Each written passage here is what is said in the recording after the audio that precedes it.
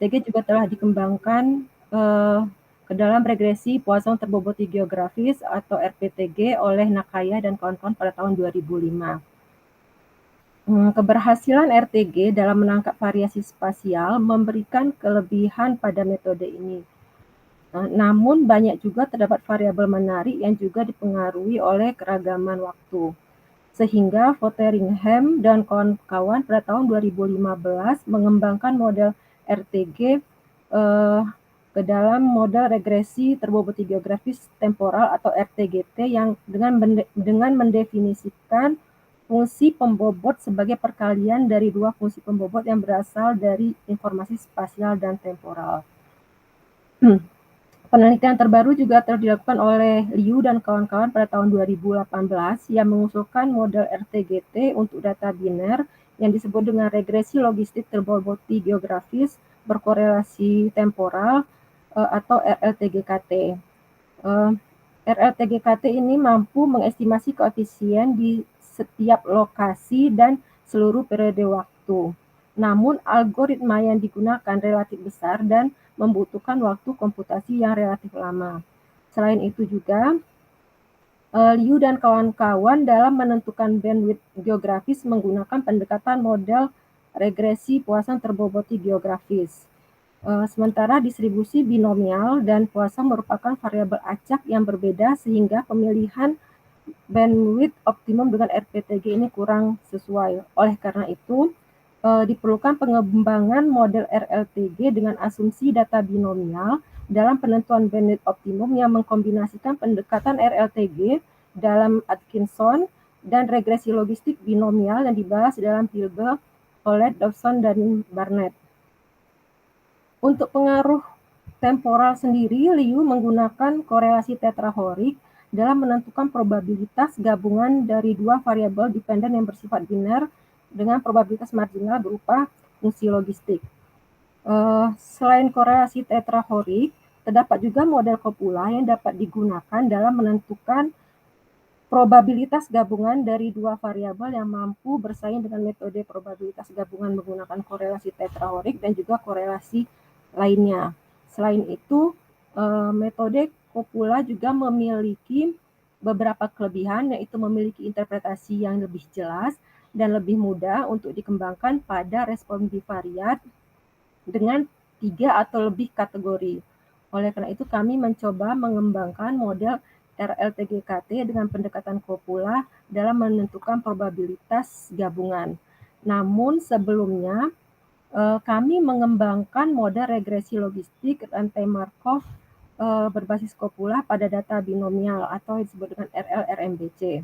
Model ini kami adopsi dari model rantai Markov berbasis Copula atau RMBC pada data binomial time series yang dikembangkan oleh Huang dan Emura pada tahun 2022 dan model Copula-based Markov Zero Inflated Count Time Series yang diusulkan oleh Alcauba dan Diawara pada tahun 2020. Model RMBC pada data dari waktu binomial yang diusulkan oleh Huang dan Emura merupakan model univariat dengan probabilitas keberhasilannya adalah V. Dengan pendekatan yang diusulkan oleh Alcauba dan Diawara, kami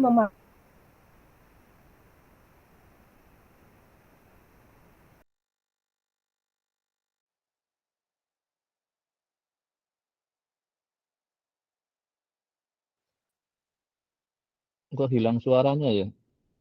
Pak Andri bisa dengar? Saya bisa dengar Pak Gun. Tanda yang Bu Pepinya hilang ya? Bu Pepi ya Pak, saya juga keluar kayaknya kita lempar Pak. Tapi kok ininya masih sharingnya masih ada? Oh dia nggak di kampus ya kayaknya ya?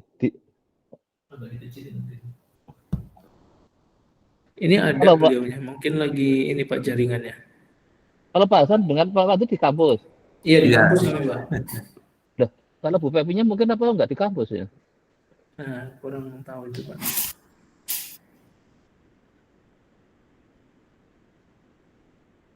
Kok hilang Mas?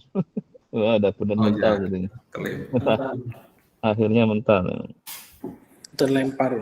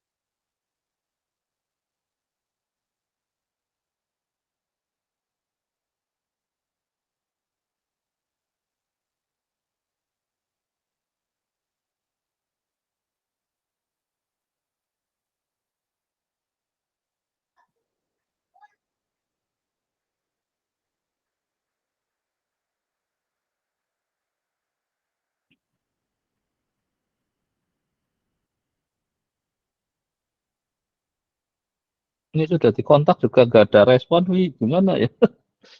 Ya udahlah, diganti dulu aja. Ini kayaknya saya WA juga nggak respon itu. Iya Pak, saya juga WA beliau, Bu terlempar juga belum ada balasan. Apa HP-nya ikut terlempar ini ya? HP-nya yang terlempar. Nah iya kan, makanya kok HP-nya di WA juga. Ya udah siapa dulu, nanti nggak apa-apa dia nyusul. Pak Andri Iya. apa Hasan dulu? Silakan. Oh saya dulu, oh ya, Oke. Ya mungkin saya dulu Pak untuk Oke, nggak apa-apa ya.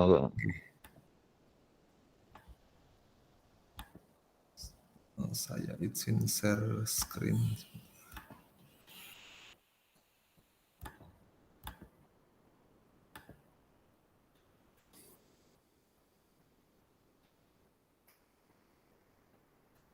Oke. Oke, yang pertama ini masih saya buat di PowerPoint Pak. Insya Allah nanti untuk keperluan Monef saja ini untuk keperluan Kompre nanti akan saya buat di Beamer-nya karena ini kan untuk keperluan besok saja seperti itu. Oke. Oke, silakan.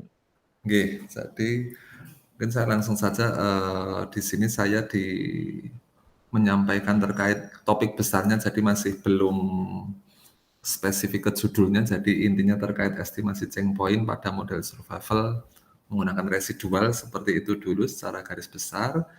Nah, kemudian ini secara singkat saya menceritakan ketika semester 1 mengambil mata kuliah literatur review serta topik dalam StatMat. Di situ saya sampaikan hasil perkuliahan masing-masing, yaitu tersusunnya draft awal proposal seperti itu, sehingga nanti bisa disampaikan bahwa sebenarnya sudah ada bentuknya, hanya tinggal menyempurnakan, dan disampaikan pula bahwa di situ dituliskan rumusan masalah yang awal dan banyak seperti itu, karena kan nanti akan dipilih di akhir, serta ada roadmap awal dan timeline penelitian. Lalu yang untuk StatMat-nya, di situ saya sampaikan bahwa mempelajari khususnya yang empirical likelihood serta memperoleh hasil function di dalam R seperti yang dulu pernah disampaikan saat ujian akhir. Kemudian saya sampaikan hasil literatur review adalah roadmap seperti ini, ada yang sedikit saya sesuaikan Pak. Jadi ada roadmap yang lebih besar lagi seperti itu yang rencananya akan saya tunjukkan saat Kompre, tapi untuk keperluan Monef hanya garis besarnya yang saya sampaikan. Jadi estimasi change point pada T, pada covariat, dan secara simultan pada T dan X. Jadi to the point seperti itu.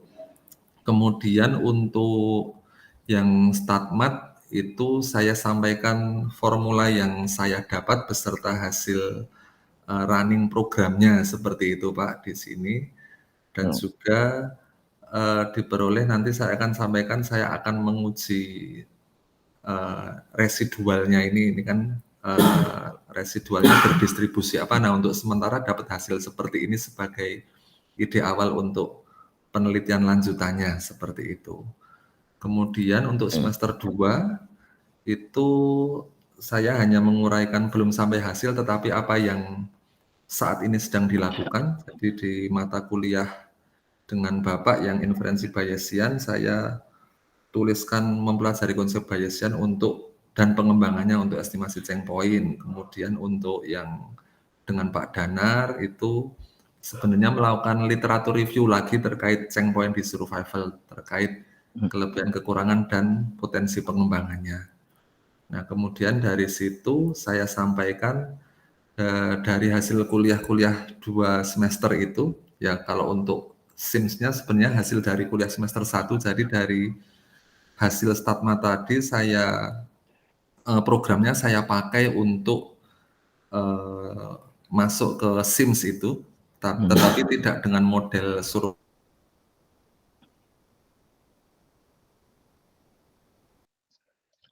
Beroleh hasil likelihood rasionya seperti ini hanya untuk menunjukkan hasil awal saja.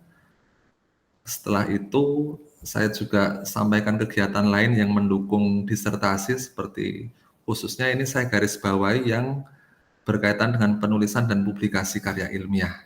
Yang spesifik terkait topik itu saya pernah ikut webinar jadi aplikasi analisis survival dalam industri asuransi tapi dulu via Zoom seperti itu. Itu gimana penyelenggaranya? Yang nomor 2 mana penyelenggaranya itu?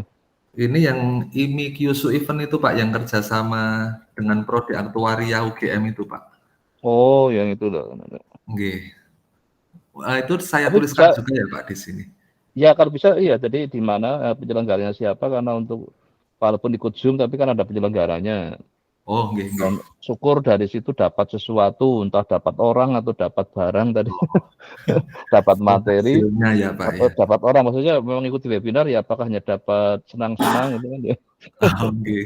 Nanti saya lengkapi Pak. Ya. Ya sekedar ini aja dari tidak hanya nyebut kegiatannya, tapi kalau bisa ya syukur penyelenggara dan manfaatnya dari sisi ada sebagai student kan dari. Oh, baik. Jadi apa tidak hanya kayak listing activity tapi nanti Hasil kayak ya Pak apakah ya. ya bermakna apa enggak, dari misalnya dari apa dan ini dapat apa dari general tulisan dan strategi publikasi, dapat apa kata kunci yang penting dari situ misalnya. Jadi saya bisa nggih. cara mungkin nulis yang baik, saya itu bagaimana cara milih jurnal yang misalnya kayak gitu. Oh, Itu kan bisa dalam bentuk ringkas. Dari kegiatan ini saya dapat apa manfaat itu. Terus tadi yang kedua saya ikut webinar ini saya jadi tahu bagaimana misalnya dari jurnal industri melakukan hasil dari survival analisis itu. Oh, Jadi harapannya kan nanti seperti kenapa checkpoint jadi penting, mungkin bisa juga untuk dalam konteks. Nah ini kayaknya tadi yang juga terlupakan definisi checkpoint-nya ya. Jadi ya. karena nanti akan ada yang gunakan yang itu bisa juga yang konteksnya kan yang ke arah apa yang sudah ada pakai Copilot ya, apalagi kebayasian checkpoint definisinya apa. Berarti Mungkin perlu karena pendahuluan seperti itu ya Pak ya nanti di awal. Gimana? Di awal setelah judul tuh perlu saya tambahkan pendahuluan terkait Iya, jadi checkpoint kalau kayak gitu. definisi ya, karena kita kan mau ini kan masa kan lagi pertama, jadi kan baru juga ini kan model pertama ya yang lewat ini ya, yang Betul, presentasi. baru pertama, betul. Jadi kan mudah aja pertanyaannya apa sih checkpoint gitu kan? Nah, checkpoint gini terus dengan definisi kan untuk membatasi tafsiran tentang checkpoint-nya. Definisinya apa? Pakai yang merujuk dari yang mana? Terus nanti reason-nya kenapa checkpoint jadi penting misalnya.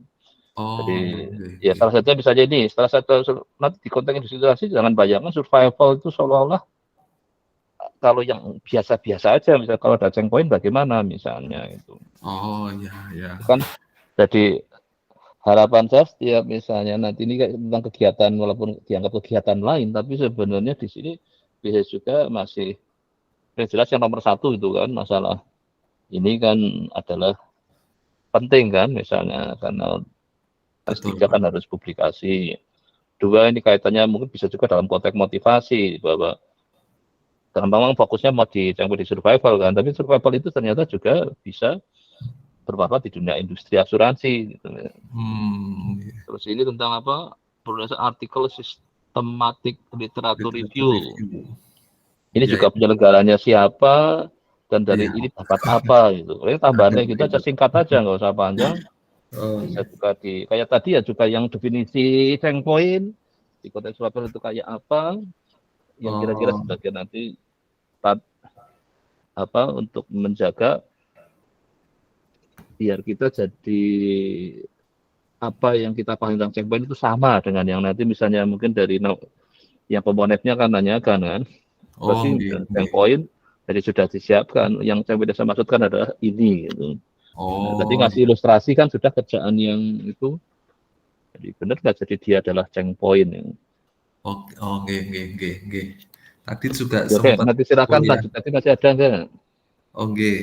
Ini setelah ini baru apa terkait rencana untuk semester 3 seperti itu Pak. Jadi sesuai target yang ditetapkan bahwa komprenya awal semester 3 saya tulis Februari 2024 lalu draft paper selesai akhir semester 3 sehingga harapannya bisa submit di Juni seperti itu. Kemudian Ya, selanjutnya melanjutkan kajian terkait checkpoint itu Pak. Di sini saya menulis dengan beberapa pendekatan, saya belum menuliskan Bayesiannya dulu seperti itu, Belum, ya. karena baru monef kan, jadi saya masih belajar. Nanti Ya, untuk ya, Compre baru mungkin saya berani dengan Bayes, empirical, ya dan karena memang seterusnya. Bayesiannya kan ini baru kuliahan belum selesai lah, nggak baca, jadi masih ini Nggih. masih. Itu sih Pak yang saya Oke, siapkan. Nanti mungkin jadi saya ini perlu tambahkan. jadi nanti gini ya, yang definisi checkpoint versi yang tradisional mungkin yang apa sih yang Oh pertama, terus iya. yang ini karena ada titik waktu, terus bagaimana kalau ada covariat, apakah definisinya berubah apa enggak gitu kan? Oh, nggih, nggih, nggih, Jadi nggih, saya tambahkan. nanti perlu karena itu untuk memberi biasanya definisi kan penting supaya kita punya sudut pandang yang sama tentang ini. Itu. Baik Pak, saya tambahkan nanti di Ya, awal setelah ya jadi halaman kan judul kita. memulai tadi bahwa kata kunci di rencananya besok kan tentang checkpoint. Nah, Iya. setelah halaman ini saya akan memberi batasan tentang saya jadi definisi checkpoint adalah begini. Ini yang Oh, versi survival biasa misalnya atau yang mana kan ada nggih. tambahkan yang ada berbagai rencana, ada berbagai versi kan tadi yang ada covariate, ada yang Ya, enggak, terus. ada Nah, covariat. definisinya kalau bisa perlu di apakah checkpoint-nya pada hazardnya atau pada survival-nya? Oh, nggih, nggih, nggih, nggih. Karena kalau di hazardnya kan berarti di plot hazardnya akan kelihatan ada titik ubah. Kalau Jadi, di survival-nya berarti kan di survival-nya tiba-tiba ada yang berubah gitu. iya betul. Ya, Oh, tadi lah contohnya kalau orang kayak sudah yang kalau kita kadang lebih perhatikan kan bukan di hazardnya, mungkin di iya. survival-nya kan. Kalau secara individual, saya misalnya survival saya jadi berubah ini gara-gara setelah kedetek punya gula itu. Nggih, nggih, nggih. Ternyata gula saya ekstrim, oh tensi saya ekstrim. Nah, bisa juga malah sampai terjadi sudah terlanjur terlambat, misalnya kena stroke, itu kan itu checkpoint kehidupan. Oh, Nah, iya survival-nya betul. jelas berubah sebelum Oh, dia terkena. Nah, stroke itu tadi kan bisa karena tadi mungkin tensi yang nggak tahu apa. Nah, itu yang menyebabkan dari survival-nya jadi berubah kan, yang tadinya mungkin masih cukup tinggi setelah kena stroke kan kemungkinan jadi jadi turun. Misalkan betul. gitu. Kalau hazardnya, hazard karena biasanya untuk bisa juga ya dari sisi hazardnya, jadi tadinya hazardnya konstan jadi tidak konstan, atau tadinya nggak konstan, atau dari hazardnya tadinya naik malah jadi turun, misalnya, atau sebaliknya, itu kan tergantung ininya. Betul. Jadi makanya titik poin ini memberi bisa juga memang di hazard juga. Kalau ini kan saya berarti di hazard kan ini. Iya Pak, di hazardnya Nah, mainnya. nanti silakan kalau memang definisinya satu-satunya di situ ya boleh. Kalau definisi yang di versi survivalnya kayak apa? Kalau Oh, memang ada, kalau belum ada diadakan juga nggak apa-apa kan, kita. sebenarnya yang Sims tuh versi survivalnya Pak. Jadi tapi masih Nah, pakai linear seperti itu. nggak apa, tapi kan harus punya definisi umum kan. Iya Jadi betul. suatu function Oh, kan. Bahwa nggih. waktu STI di titik ini ya ini kan versi diskrit. Versi Bisa juga kan ada diskritnya. versi apa ini kan gunakan di I-nya time-nya dianggap diskrit kan ini di sini berarti kan ada T1, I1, 2, K, 3, betul. O, atau kan cukup kalau pada T itu ada. Maka coba cari definisi yang ada dulu Oh berdasar ya. papernya siapa. Terus kalau memang itu nggak ada, saya bikin definisi sendiri misalnya. Oh ya, ya. Tapi Baik Pak. nanti bisa dibikin simulasinya besok. Misalnya ini kan waktunya pendek, tapi setiap ide itu karena kemungkinan yang mau naik besok kan akan mengkompre. Iya, iya. Karena Tahu orangnya Pak kita itu. sama, jadi kemungkinan masih ingat. Nah itulah Iya. yang saya pernah jadi memoneh, malah ya dia kayak nggak sadar. Memang ya, dulu udah pernah tanyakan lagi. Kok nggak boleh? Oh, Boleh oke. aja. Oh, dulu jawabnya aja nggak jelas. Setelah komplit tetap nggak jelas. Nah, nanti tanyakan lagi pas ujian nggak terima lagi kan ya lucu. Ada Oke. yang gitu. Dulu bahwa saya tanyakan itu kok tanyakan lagi. Nah, saya hanya ingin cek jawabannya masih sama enggak. Nanti kalau berubah, kalau tak guyoni gitu sekali. Malah nyalain yang tanya. Makanya ini Pak siapkan ini jangan sampai nanti melakukan hal yang sama. Oh iya, oke. Siap Pak, Kan insya saya Allah. itu loh. Saya sebagai pemohon kemudian jadi penilai apa pas ujian kompre. Itu Iya. saat itu pas ujian akhir juga saya ketemu lagi sampai jadi saya ingat betul sih. Ketemu yang ini tadi. Oh. Karena makanya harapan saya punya konsistensi, jadi checkpoint versi yang mana, bisa yang ini juga tuh jadi kan divisualkan jadi apa yang kayak gini, apakah jadi apa maknanya kan, jadi misalnya dia. Oke. Kan ini tidak ada bentuk gambar survivalnya kan, tidak gambarnya dua log ininya kan. Iya, ini Artinya bukan ya. survivalnya. Nah, Ini makanya nanti kalau di gambar dalam bentuk survivalnya, orang kan lebih mudah bayangin survival yang smooth kan. Oh, gambar survivalnya, ya. Iya kan, iya kan. Iya. Kalau iya. ininya kan yang untuk kriteria karena pakai ini kan apa log itu ya yang dipakai. Uji statistiknya pakai Iya, komponen ujinya log. bahkan mengatakan bahwa dia ceng di situ kan maunya. Iya, Tapi kan maunya itu. yang hasil ininya kan kalau kita mau hasadnya ya hasadnya yang ditampilkan. Oh, Kalau mau survivalnya itu karena ya tadi karena gimana ini kan idenya oke untuk kita, tapi pada saat hasilnya kan perlu. Oh, ya. Jadi bayangkan checkpoint di survival kayak apa, checkpoint di hazard kayak apa. Karena bilang bisa senangnya kan kalau nggak hazard ya survival kan. Iya. Dua utamanya itu. Makanya tadi di yang webinar tadi kan milih versi yang apa? Milih istilahnya kalau di ini untuk menentukan titik, tapi pada saat sudah jadi hasil kayak apa, nah, itu menarik. Terus yang di sini dia langsung konteks survival. Jadi bisa juga jadi nanti terapan checkpoint untuk di student industri mungkin ya tadi, jadi ada checkpoint juga pada preminya. Oh iya. Oh dia tadinya kan nggak kena stroke, maka preminya segini. Terus dia ajukan lagi asuransi, misalnya perpanjangan asuransi, misalnya pas habis kontraknya kan. Iya. Ya waktu perpanjangan ya mesti jadi beda kan? Iya pasti beda. Misalnya dia pakai 5 tahun, pas jalan 4 tahun dia kena stroke kan? Pada setelah habis kontrak itu dia mau bikin lagi, ya jadi beda ceritanya kan? Itu contohnya karena ada keberadaan tadi, makanya pada ini kan ada itu.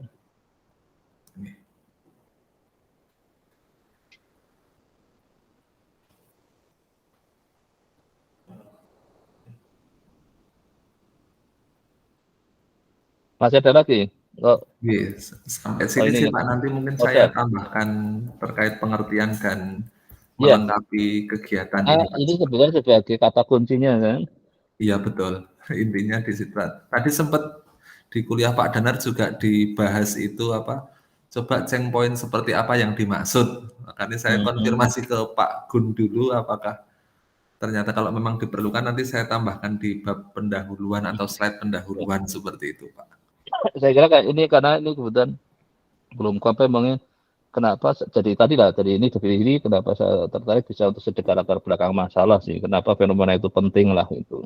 Karena ya tadi lah bisa ngasih ilustrasi bagaimana survivalnya orang yang misalnya tadinya saya tiba-tiba kedetek hipertensi, kedetek apa punya penyakit gula, kedetek penyakit kanker. Nah ini kan otomatis pada saat di titik itu ada perubahan di sisi apanya. Jadi kan kalau tadi yang apa yang kanker limfoma dia di Indonesia nggak kedetek dia kanker, baru ke sampai Singapura baru tahu gitu. Oh iya. Itu kan contoh bahwa ada fenomena perubahan pada entah apalah itu yang apa yang banyak diukur ya. Betul. Jadi ternyata jadi sudah terlanjur cukup berat itu. Tapi bisa diselesaikan. Nah itu berarti kan yang Singapura jadi ampuh lah. Yang Indonesia kita nggak punya indikasi ada perubahan yang ternyata di badannya sudah ada kanker yang tumbuh kan. Berarti kan ada di sini kan ada apakah memang nggak ada perubahan pada dirinya sampai kita nggak mendetek bahwa dia ada yang berubah padahal mengindikasikan perubahan itu. Contohnya kayak apa yang kalau darah putihnya banyak banget itu misalnya atau apa kan ada sebagai indikasi. Nah, itulah checkpoint sebenarnya menariknya kan di situ. Ini kok ada lonjakan ini sama ini. Nah, misalnya. maka dicarilah si penyebab itu.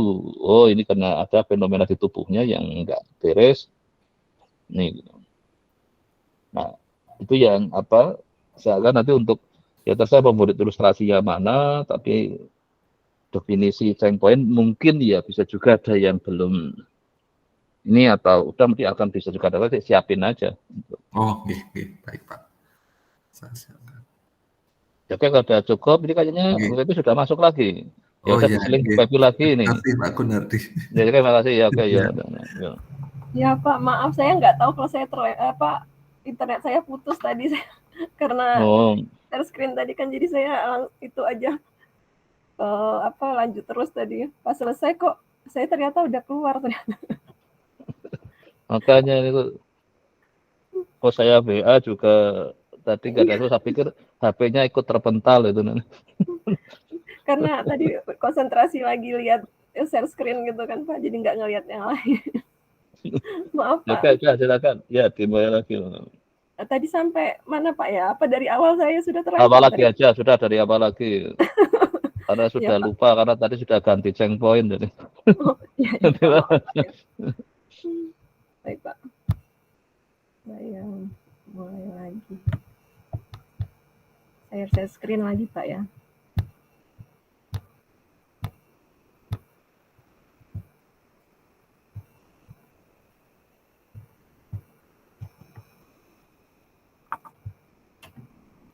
Sudah ada ya Pak ya?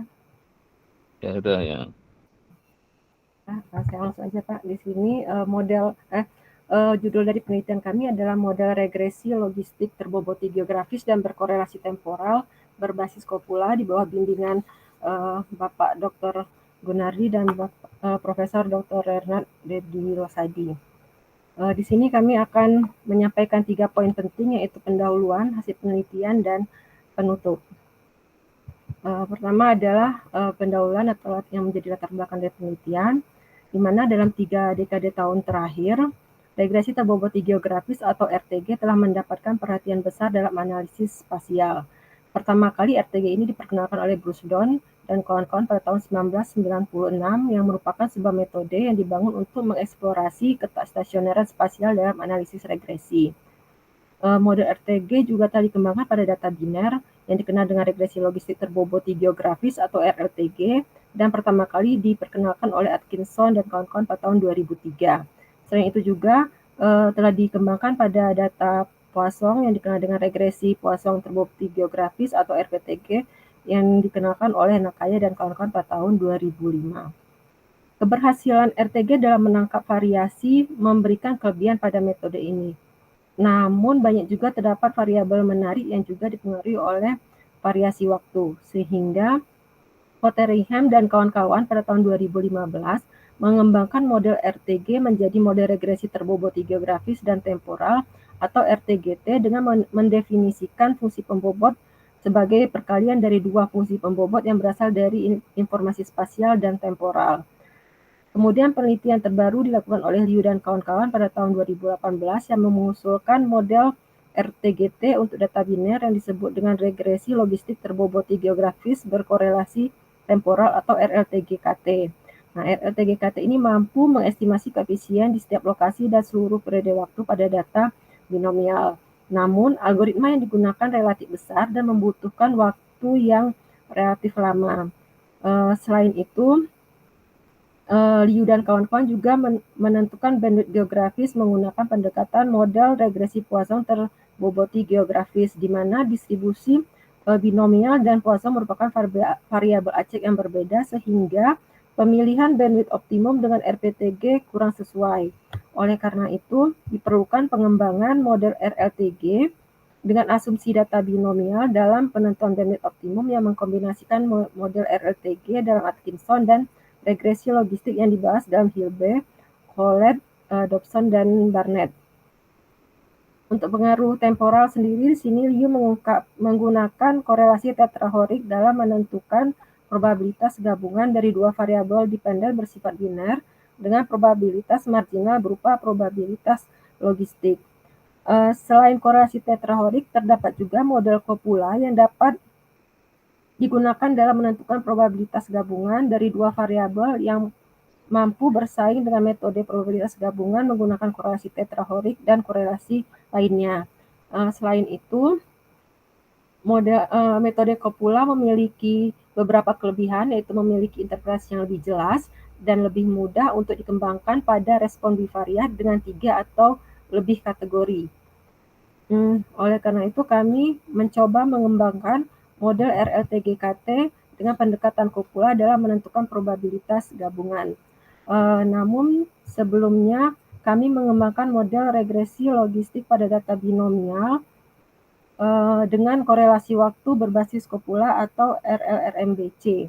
Model ini kami adopsi dari model rantai Markov berbasis Copula atau RMBC pada data binomial time series yang dikembangkan oleh Huang dan Emura, dan model Zero Inflated Content Series RMBC yang dikembangkan oleh Alcoba dan Diawara pada tahun 2020. Model RMBC pada deret waktu binomial yang diusulkan oleh Huang dan Emura merupakan model univariat dengan probabilitas keberhasilannya V, dan dengan pendekatan yang diusulkan oleh Alcoba dan Diawara, kami mengusulkan variabel covariat dalam model RMBC melalui probabilitas keberhasilan dalam fungsi logistik. Sehingga dengan menggunakan model RLTGB dan RLRMBC untuk data spasio-temporal berupa data binomial, kami mengembangkan model RLTGKT dengan pendekatan Copula. Keterbaruan dari model RLTGKT berbasis Copula ini ada pada data binomial ini adalah menerapkan model RLTGB untuk menentukan pembobot geografis dan menggunakan pendekatan berbasis Copula dengan model RLRMBC untuk korelasi waktu. Dengan demikian, model RLTGKT yang akan diusulkan dalam penelitian ini adalah model RLTGKT berbasis Copula pada data binomial. Adapun modifikasi dari model ini akan kami aplikasikan pada data real di bidang kesehatan, yaitu data COVID-19, yang merupakan salah satu masalah besar yang pernah dihadapi oleh hampir seluruh negara yang ada di dunia, termasuk Indonesia. Dan beberapa studi di seluruh dunia telah menunjukkan bahwa beberapa faktor seperti kondisi cuaca dapat mempengaruhi peningkatan kasus terkonfirmasi positif COVID-19, diantaranya itu adalah Molalo, Huang, Sobral, dan Tosepu. Kami juga telah menggunakan Clayton Copula untuk menentukan struktur dependensi suhu dan COVID-19 di Jakarta dan mengaplikasikan model Gaussian Copula Marginal Regression atau GCMR untuk mengamati pengaruh suhu maksimum, suhu rata-rata, dan kelembapan terhadap jumlah kasus COVID-19 di Jakarta dan Jawa Tengah. Dan berdasarkan model tersebut disimpulkan bahwa suhu maksimum, suhu rata-rata, dan kelembapan berpengaruh signifikan terhadap jumlah kasus COVID-19 di 2 provinsi tersebut. Nah, dengan adanya perbedaan kondisi cuaca di Indonesia, dapat diteliti pengaruh terhadap peningkatan kasus terkonfirmasi COVID-19 di 34 provinsi di Indonesia.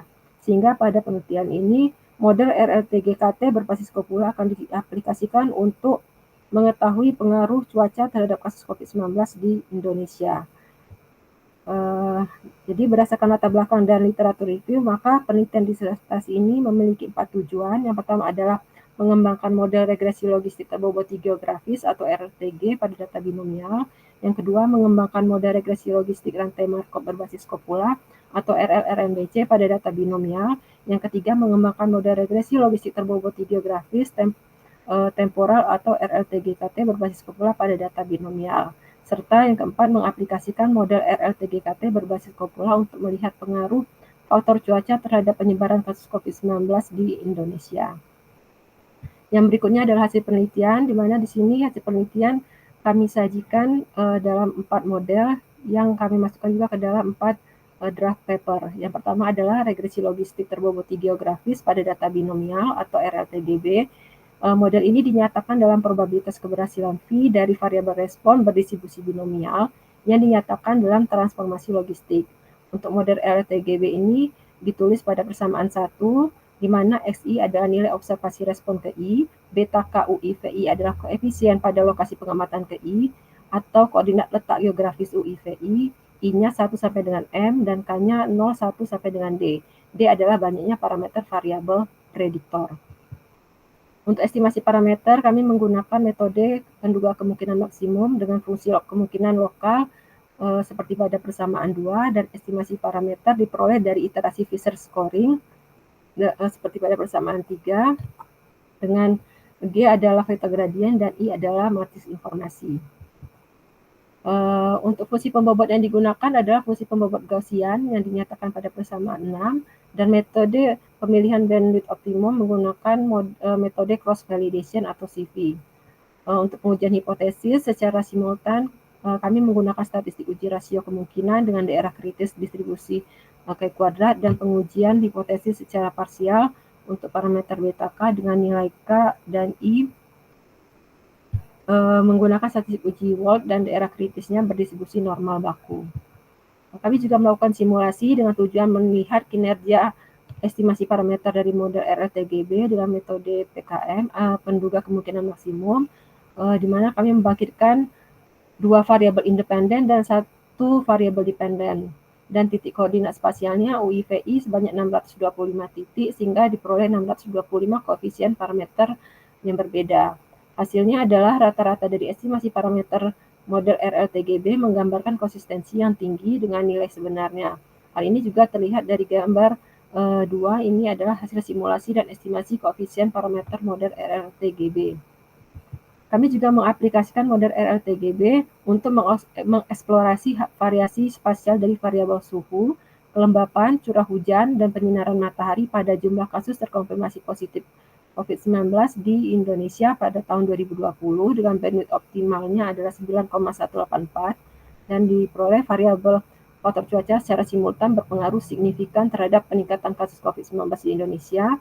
Kemudian estimasi parameter dari model RLTGB dapat menggambarkan keragaman hubungan spasial antara variabel independen dan dependen. Hasil dari model RLTGB ini telah terpublikasi di Jurnal International Engineering Letters pada bulan Agustus 2023.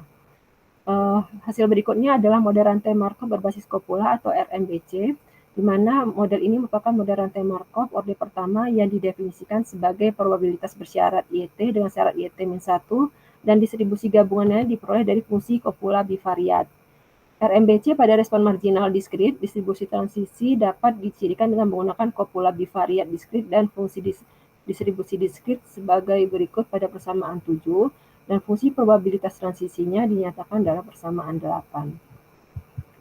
Untuk estimasi parameternya, di sini berdasarkan fungsi probabilitas transisi dan data binomial YT, maka fungsi log kemungkinan model RMBC menurut Huang dan Emura disajikan pada persamaan 9, dan mengadopsi pendekatan dari Patton. Di sini kami mengestimasi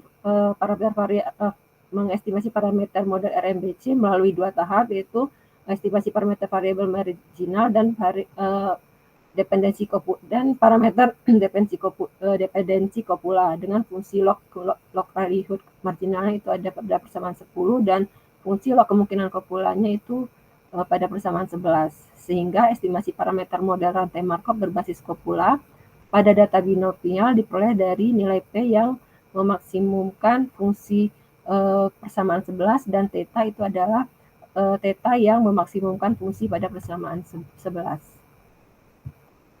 Kami juga melakukan simulasi dengan tujuan menilai kinerja dari metode RMBC dalam mengestimasi probabilitas keberhasilan V, membandingkan hasil estimasi parameter kopula theta pada mode RMBC dan melihat konsistensi metode pemilihan kopula. Simulasi ini dilakukan sesuai metode pembangkitan data sebanyak 1000 kali. Hasilnya itu adalah metode kopula memberikan estimasi yang tidak bias untuk parameter V. Estimasi parameter kopula hampir mendekati nilai parameter theta yang sebenarnya, dan model RMBC kopula Clayton mempunyai konsistensi yang tinggi atau lebih besar dari 90%. Sedangkan untuk kopula Gamble dan Frank, pemilihan model bisa dilakukan secara akurat dengan semakin lamanya kadar waktunya dan semakin besar dependensi waktunya. Untuk model RMBC ini telah kami submit di jurnal Communication for Statistical Application and Method.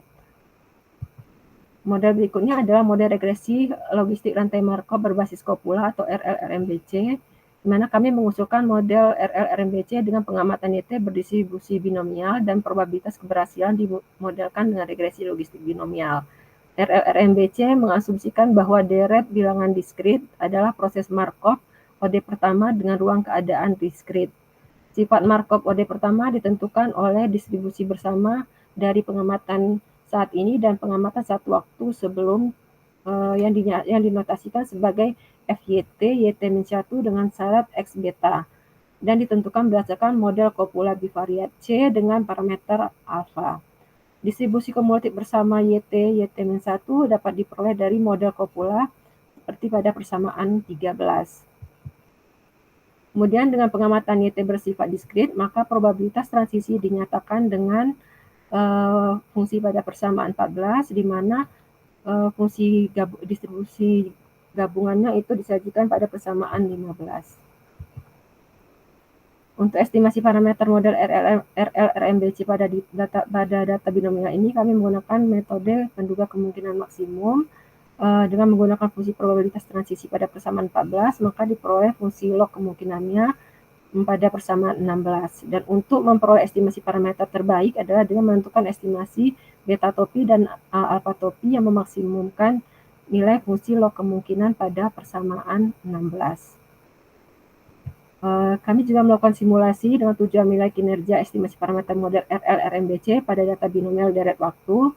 Kemudian data dihasilkan dengan parameter model regresi logistik dengan beta min 2, 0,3 dan min 5 dan 3 nilai kendal tau yaitu lemah, sedang, dan kuat serta 3 ukuran sampel 200, 500, dan 1000.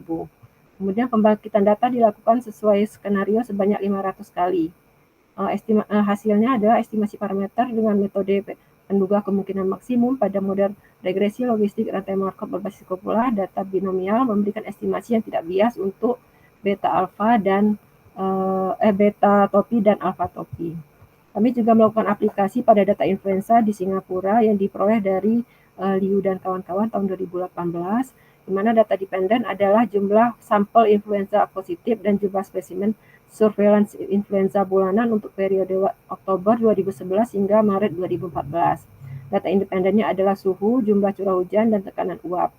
Hasilnya adalah model yang lebih baik. Model RLRMBC menghasilkan model yang lebih baik untuk data influenza daripada model binomial logistik regression dalam hal nilai MSE dan NAP. Prediksi dengan model regresi logistik rantai Markov berbasis kopula menunjukkan hasil yang hampir mirip dengan nilai sebenarnya. Namun, model rantai Markov dengan kopula Frank bekerja lebih baik dibandingkan dengan model Markov dengan kopula Clayton dan Gamble. Untuk model RLRMBC ini telah kami submit ke jurnal International Method X dan sekarang sudah di tahap revisi. Model berikutnya adalah regresi logistik terboboti geografis dan berkorelasi temporal berbasis kopula atau RLTGKT berbasis kopula. Misalkan data dikumpulkan dari M lokasi yang berbeda dengan koordinat geografisnya ada UIVI dan masing-masing lokasi diamati sebanyak TI kali. Dan dari masing-masing lokasi I dan waktu T ini diamati SIT yaitu sampel biner dengan sejumlah YIT pengamatan yang berhasil. Untuk T-nya 1 sampai dengan TI. Selanjutnya dengan menggunakan transformasi logit dan peluang keberhasilan di setiap lokasi I dan waktu T berupa proporsi YIT per SIT, maka model RLTGKT pada data binomial didefinisikan pada persamaan 18. Di mana VIT adalah peluang sukses variabel Y pada lokasi ke I waktu ke T dan beta UI VIT merupakan vektor koefisien regresi pada lokasi ke I waktu ke T dengan I 1 sampai dengan M dan T 1 sampai dengan TI. Estimasi model RLTGKT dilakukan dengan metode penduga kemungkinan maksimum dengan terlebih dahulu menentukan bandwidth spasial lambda dan temporal alpha. Untuk fungsi log kemungkinan lokal temporal terboboti untuk lokasi I dan waktu T adalah pada persamaan 19 di mana dengan LITK adalah fungsi log kemungkinan spasio-temporal sehingga fungsi log kemungkinan lokal temporal terboboti disajikan pada persamaan 20 dan misalkan beta topi UIVITK merupakan estimasi untuk beta UIVITK, maka diperoleh estimasi beta UIVITK itu adalah nilai yang memaksimumkan fungsi pada persamaan 20. Kemudian juga dilakukan penghalusan estimasi, di mana di sini misalkan kita telah memperoleh estimasi kasar dari parameter di lokasi I pada persamaan 22. Dan beta J adalah baris ke J dari beta topi. Dengan menggunakan fungsi kernel ditentukan matriks desain B dan matriks diagonal omega untuk memperoleh estimasi halus dari beta UI VIT yang diberikan pada persamaan 23. Dan beta topi BJ merupakan estimasi RLTGKT berbasis kopula dari beta UI VIT. Di sini kami juga mengaplikasikan model ini untuk mengeksplorasi variasi spasial dan temporal dari faktor cuaca terhadap jumlah kasus terkonfirmasi positif COVID-19 di Indonesia. Jumlah kasus terkonfirmasi COVID-19 harian setiap provinsi dijadikan sebagai variabel dependen dengan total sampel keseluruhan adalah jumlah orang yang diperiksa, kemudian suhu maksimum dan suhu rata-rata serta kelembapan sebagai variabel independen, dan data dari waktu yang digunakan itu pada rentang waktu 1 Juli 2021 sampai dengan 30 September 2021. Ini keliru. Hasilnya adalah koefisien yang terdistribusi secara spasial pada model RLTGKT. Dampak faktor cuaca terhadap penyebaran COVID-19 di Indonesia tidak menunjukkan adanya pengelompokan spasial. Variasi estimasi parameter menunjukkan adanya pengaruh yang berbeda dari faktor cuaca terhadap kenaikan kasus COVID-19.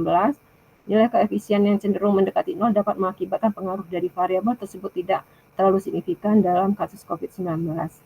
Model RLTGKT berhasil mengidentifikasi hubungan yang bervariasi secara spasial dan temporal antara penyebaran kasus COVID-19 dan variabel cuaca di Indonesia. Hasil dari model RLTGKT berbasis kopula ini juga telah kami submit ke jurnal internasional Mathematical Method of Statistics dan masih dalam proses masih under review. Bagian yang ketiga adalah penutup, yaitu kesimpulan, di mana di sini kami memperoleh 4 kesimpulan. Yang pertama, model RLTGB dapat menggambarkan keragaman hubungan spasial yang berkaitan dengan variabel independen dan variabel dependen. Kemudian yang kedua, model RLRMBC dapat digunakan dalam memodelkan data deret waktu binomial dengan variabel kovarian. Dan studi simulasi menunjukkan bahwa estimasi parameter model RLRMBC bersifat konsisten dan berdistribusi normal. Kemudian pada data spasio-temporal binomial, model RLTG dan RLRMBC dikombinasikan menjadi model RLTGKT berbasis kopula dan dapat memodelkan stasioner variabel dependen akibat adanya efek spasial dan temporal. Kemudian yang terakhir, dengan menggunakan kopula Clayton, aplikasi model RLTGKT dapat menangkap pengaruh spasial dan temporal yang berbeda-beda pada variabel faktor cuaca terhadap penyebaran COVID-19 di Indonesia. Untuk hasil capaian penelitian di sini, satu paper telah terpublikasi di Journal Engineering Letters, kemudian satu proceeding juga telah terpublikasi, kemudian 2 proceeding internasional sudah accepted, dan dua paper sedang dalam proses revisi pada jurnal internasional, dan 2 paper sedang dalam proses review pada jurnal internasional. Konferensi, dan ini adalah daftar pustaka yang kami gunakan. Demikianlah presentasi hasil penelitian disertasi saya. Mohon saran dan masukannya. Terima kasih. Assalamualaikum warahmatullahi wabarakatuh.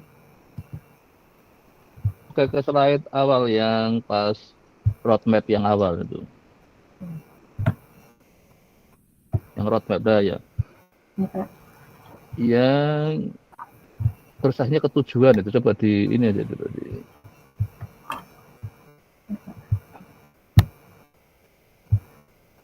tujuan mana? Sebelum tujuan kan tadi kayaknya bikin roadmap ya.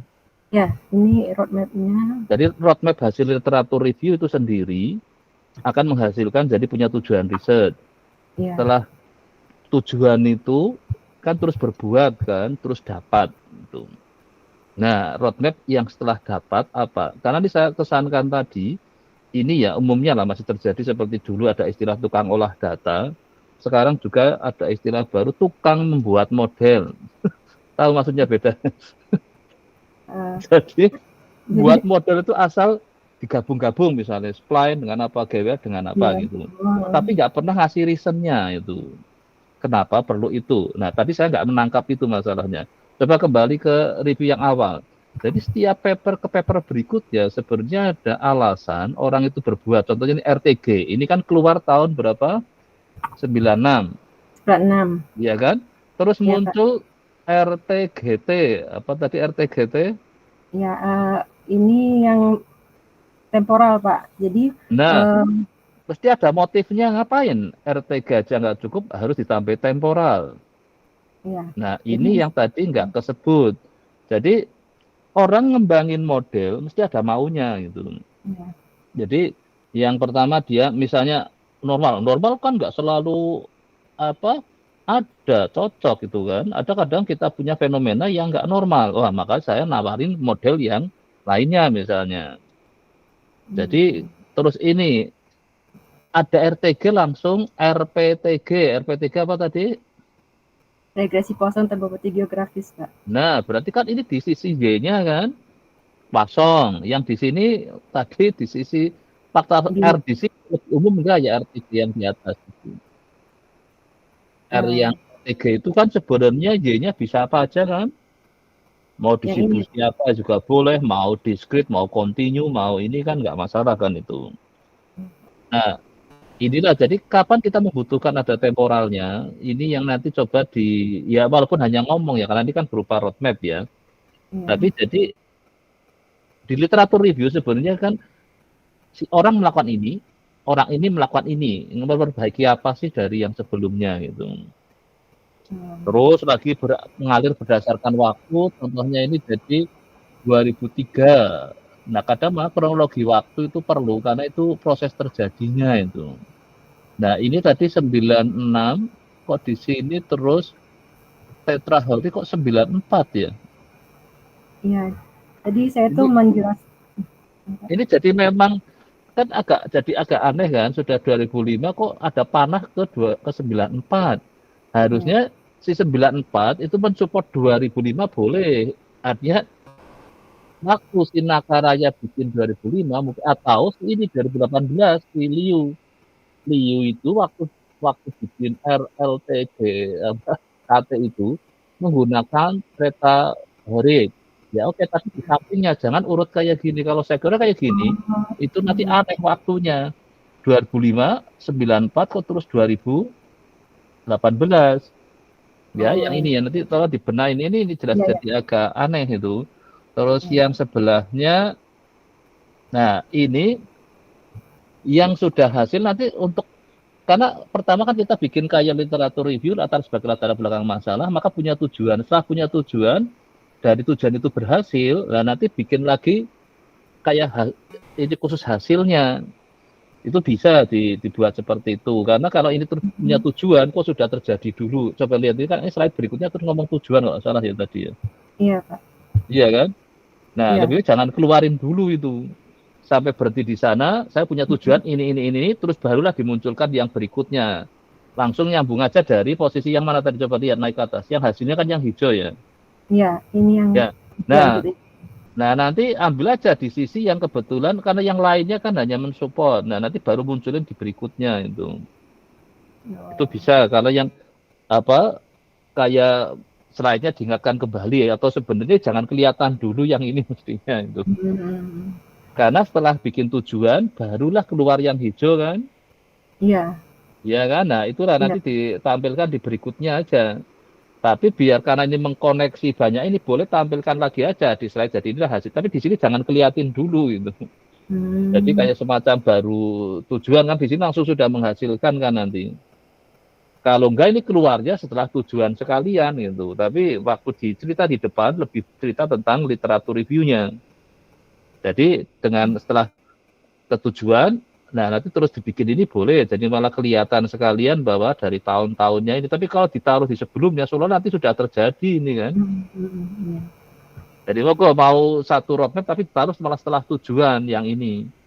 Yang sebelumnya malah berupa kata-kata aja bahwa ini dengan ini mungkin perlu apa. Nah nanti setelah itulah punya roadmap dari yang sudah terjadi dengan yang akhirnya hasilnya Anda itu gitu. Oh iya. Nah itu jadi akan lebih baik gitu, karena nanti dikira ini sebagai latar belakang masalah kan, padahal sebenarnya ini sudah terjadi kan, udah punya 2023, 2021 ini itu kan sudah hasil karyanya kan, karena di periode itu. Nah terus sama ini ya, yang tadi kalau pas presentasi itu, kenapa saya perlu ada modif ini, tujuannya apa, terus artinya seperti bikin RLTGB ini. Jadi RL binomial dengan RLTG digabung jadi RLTGB. Kenapa sih kok perlu melakukan itu? Kira-kira apa jawabannya? Karena RLTG yang diperkenalkan oleh Atkinson ini variabel dependennya itu berupa variabel Bernoulli, berdistribusi Bernoulli.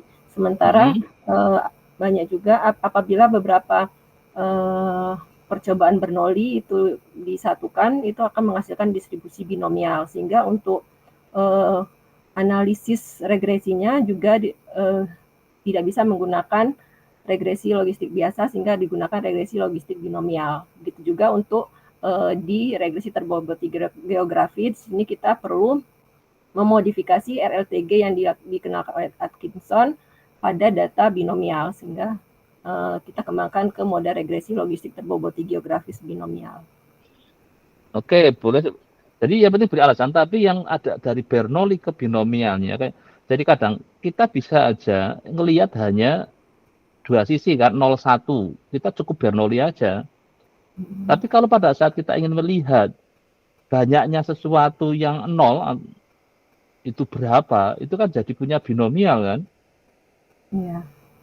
Jadi banyak ya gampangnya lah tadi, kalau hanya kita lihat sukses sama gagal itu cukup pakai Bernoulli kan. Iya. Tapi kalau kita sudah ingin lihat banyaknya sukses sampai dari N usaha yang kita lakukan, kita jadi perlu binomial itu. Jadi bukan konteks bahwa karena pada saat kita hanya ingin lihat hitam putih saja, kita cukup butuh Bernoulli. Tapi pada saat kita ingin lihat berapa kali banyaknya hitam, nah itulah mulai sudah jadi perlu binomial. Nah, untuk keadaan apa? Ya, tadi banyak orang yang kena COVID atau nggak kena COVID misalnya, itu bisa aja seperti itu kan mulai dilihat. Nah, jadi motif itu kenapa perlu jadi kita ngembangin yang ke binomial. Kenapa jadi perlu Poisson? Nah, tahu riwayatnya kan? Ya, binomial jadi Poisson bila apa? Apabila terjadi equal dispersi atau nilai harapan itu sama dengan variansnya, Pak. Terus apalagi? Jumlah sampelnya itu mendekati hampir mencapai tak hingga. Nah, ya jadi kita membutuhkan. Ya, jadi kenapa jadi kita perlu Poisson? Karena tadi kadang kita dengan R tertentu lama-lama N-nya besar sekali. Di era kayak sekarang yang misalnya era Big Data kan N besar sekali. Nah, padahal saya ingin tahu tadi misalnya hanyanya apa yang tadi sukses berapa sampai sesuatu yang ini, jadi malah kita perlu ngembangin yang Poisson. Tambah lagi tadi harus lambdanya sama kan proporsinya kan, lambda menyatakan proporsi ininya kan N kali P-nya kan ekspektasi, jadi harus sama. Tapi kan nanti ada keadaan apa yang over dispersi, ada dispersi, itu juga pengembangan yang lain nanti kan itu. Jadi setiap nanti ini pada saat nanti Mbak reasonnya, jadi kenapa ini muncullah saat jadi ini LTGB tadi ya, jadi ini binomial. Terus kalau nggak salah juga yang Poissonnya ada nggak tadi ya? Bikin nggak yang Poissonnya ya? Yang Poisson di ini tadi Pak, masih di RTG aja Pak, belum masuk temporal, belum ada yang temporal. Tapi Anda sudah bikin yang Poisson-nya? Poisson belum, cuma Pak. Jadi binomial aja kan, jadi ya oke. Nah, Jadi artinya kan sebenarnya masih itu yang tadi nanti dijadikan sebagai kayak open problem kan. Jadi ini kan kalau ada B binomial kan diganti Poisson kan bisa kan itu. Tapi belum dikerjakan kan itu.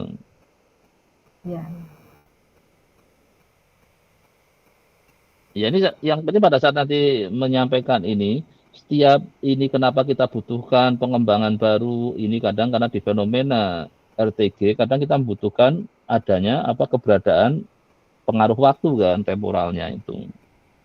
Maka dikembangkan aspek temporal itu. Terus apalagi yang ini, nah kalau bisa sambil cerita itu, nah akhirnya Anda punya ide ini tadi, Bernoulli aja lah, saya ingin sampai ke suatu nilai N, nggak cuma 0,1, tapi 0, 1, 2, 3, sampai N. Nah, jadi kita butuh binomial. Gitu. Terus yang ini gabungin apa ini, yang RMBC, ini apa? Regresi logistik rantai Markov berbasis Copula. Jadi tadi nah ini ya juga logistiknya belum saya komentari. Butuhnya logistiknya karena apa? Kenapa perlu logistik?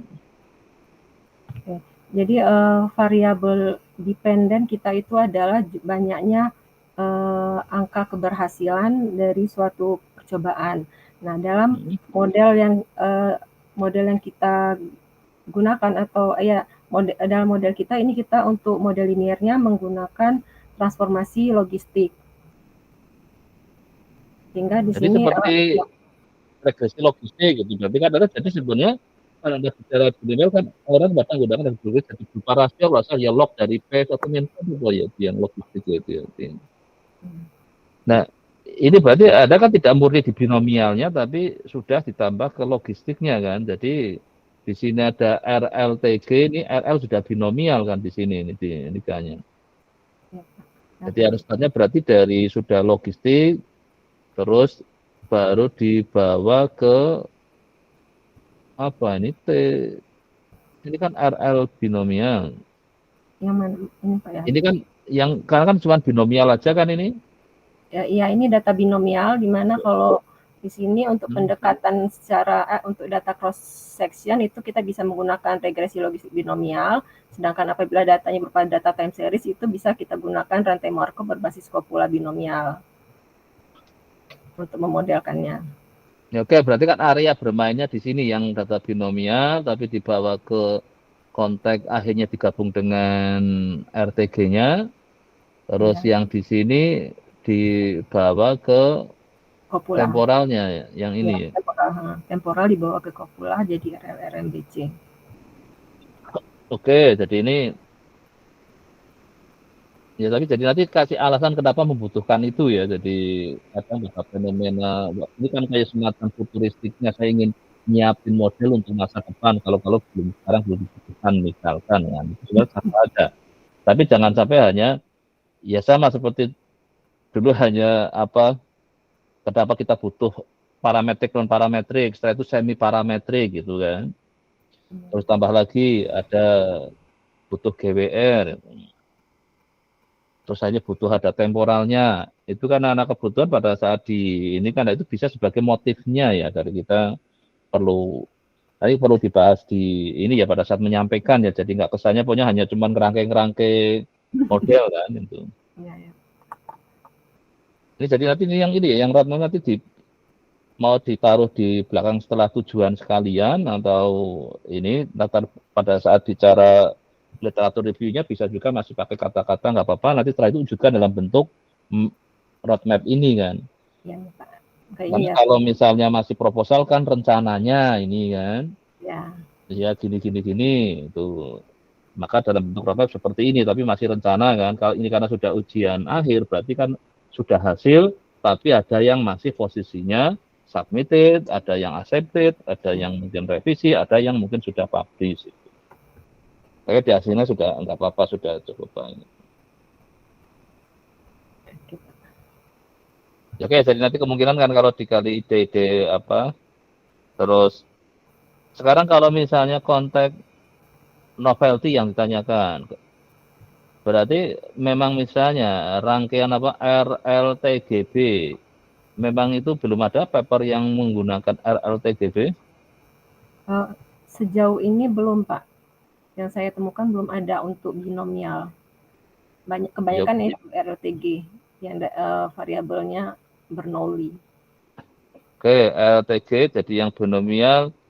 Tahu ininya, misalkan jadi di searching tiba-tiba ada ya, moga-moga tahunnya di belakangnya gitu, bukan di depannya.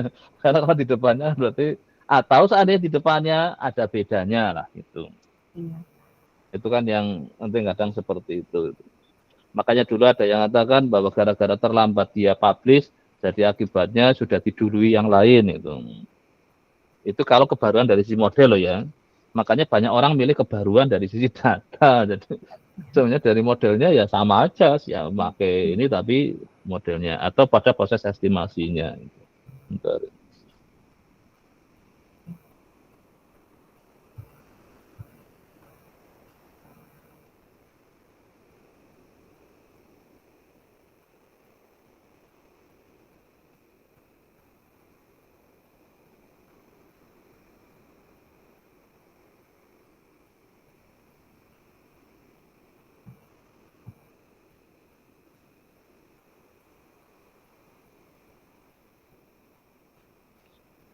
Ya oke, nanti saya kira sih nanti semoga udah cukuplah ini untuk Ya,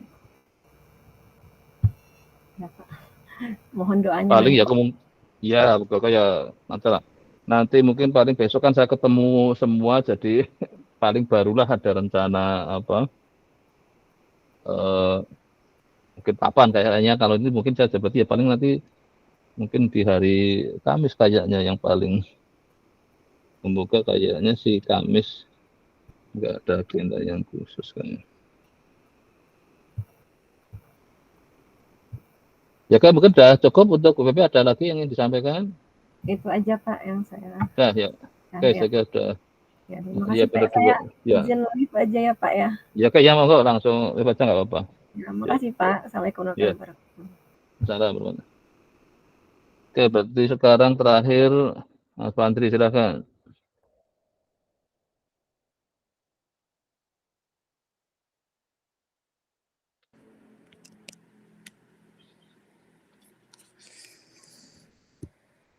Sudah tampil belum, Pak? Ya sudah ya. Baik. Ini slide yang saya persiapkan mau nanti masukkan ya Pak, berkaitan dengan monitoring dan evaluasi. Sama seperti tadi yang disampaikan Mas Hasan juga, topiknya kira-kira tentang joint model. Prediksi dinamis ini mungkin premis yang saya ambil supaya nanti ketika melakukan prediksi dinamis itu udah pasti di dalamnya ada estimasi dari joint modelnya gitu. Karena dalam beberapa paper yang saya baca itu dia selalu mengestimasi joint modelnya dulu, baru nanti ada prediksi dinamis itu untuk per individu gitu Pak. Jadi nanti berjalannya dengan waktu, individu ini kayak mana kalau misalkan ada perubahan, apakah survivalnya turun atau naik begitu. Nah itu prediksi dinamis nanti arahnya ke sana. Nah ini aktivitas yang saya kerjakan kemarin di semester 1 dan 2 saya agak lebih general aja Pak sebetulnya di sini. Mengambil beberapa mata kuliah literat ini kan yang kemarin. Ini saya tulis satu karena ada A dan B. Di semester 1 dan semester 2 mata kuliahnya sama Pak yang kedua ini. Nama mata kuliahnya gitu ya. Jadinya saya tulis satu aja. Kemudian ini yang topik dalam komputasi yang sedang berjalan sekarang dengan Pak Danardono begitu. Nah, kegiatan akademiknya ini seminar sama yang survival analysis in actuarial industry. Ini kemarin pelaksananya dari Prodi kerjasama dengan Jepang ya kalau nggak salah kemarin. Ya, yang saya dapatkan ya mendapat pengetahuan aja kegunaan analisis survival dalam dunia asuransi begitu. Jadi kebetulan nggak ada join modelnya di situ. Nggak ada, nggak ada Pak. Ya. Nggak ada, jadi cuma survival aja, nggak bahas longitudinalnya di situ Pak. Kemudian kuliah umum sama seperti Mas Hasan juga tadi karena bareng ini kan dari Prodi Doktor yang adakan, ini mendapat kiat-kiat menulis artikel dan publikasi. Ini mulai dari cara membuat kata kunci yang menarik, kemudian yang abstraknya yang kemudian bisa mengakomodir semua isinya dan seterusnya. Ini di sini disampaikan kemarin dapat beberapa insight yang bisa nanti coba kita aplikasikan, coba saya aplikasikan. Kemudian ini saya ikut workshop Python kemarin Pak, ada sekitar 2 minggu, tapi itu online. Yang adakan Dike di atas. Ini pakai yang di collab apa berdiri sendiri Python-nya? Python-nya pakai Google Colab mereka Pak. Oh ya udah kok Google Colab, berarti ini memang sekarang lagi yang kan karena yang cloud-nya memang. Iya, jadi yang cloud kan. Iya, cloud. Karena terus tapi sintaknya katanya dengan R nggak jauh beda. Iya, nggak jauh beda Pak. Cuman memang ada beberapa hal yang mungkin kalau di R nanti di running jalan, di sana enggak gitu tuh. Mungkin ada. Saya lihat kemarin di yang S1 banyak yang sudah ini ya nggak adaptasinya seperti ya MATLAB ke R ya juga ada berapa memang ya, tapi secara ininya kan hampir mending sintaknya yang mungkin ada berapa beda. Nama paketnya biasanya beda Pak, nama package-nya beda. Kemudian cara manggil package-nya itu beda dengan di R biasa gitu kemarin yang saya dapatkan infonya. Ya, oke, berarti cuma kemarin itu lebih banyak ke ini sih Pak, emang kan orang ilmu komputer yang ngadain. Lebih banyak ke machine learning, deep learning begitu. Iya. Walaupun isinya statistik juga. Jadi makanya nanti ini saya lagi juga berpikir, karena kalau yang POSIT kemarin kelemahannya kan dapat jatah 25 jam per bulan. Kalau ke collab ini tidak. Jadi mungkin nanti untuk kuliah itu selanjutnya mungkin main Pak Hasan ikut ini nggak? Pak Hasan? Nggak ikut dia Pak, Nggak ikut. beliau. Ya udah, berarti nanti ngikut aja berarti. Ngikut aja maksudnya nanti besok yang setelah UTS lagi kepikiran memang ingin ke collab. Google Collab ya. Jadi penugasan nanti akan pakai collab gitu. Nanti yang dari itu dimigrasikan.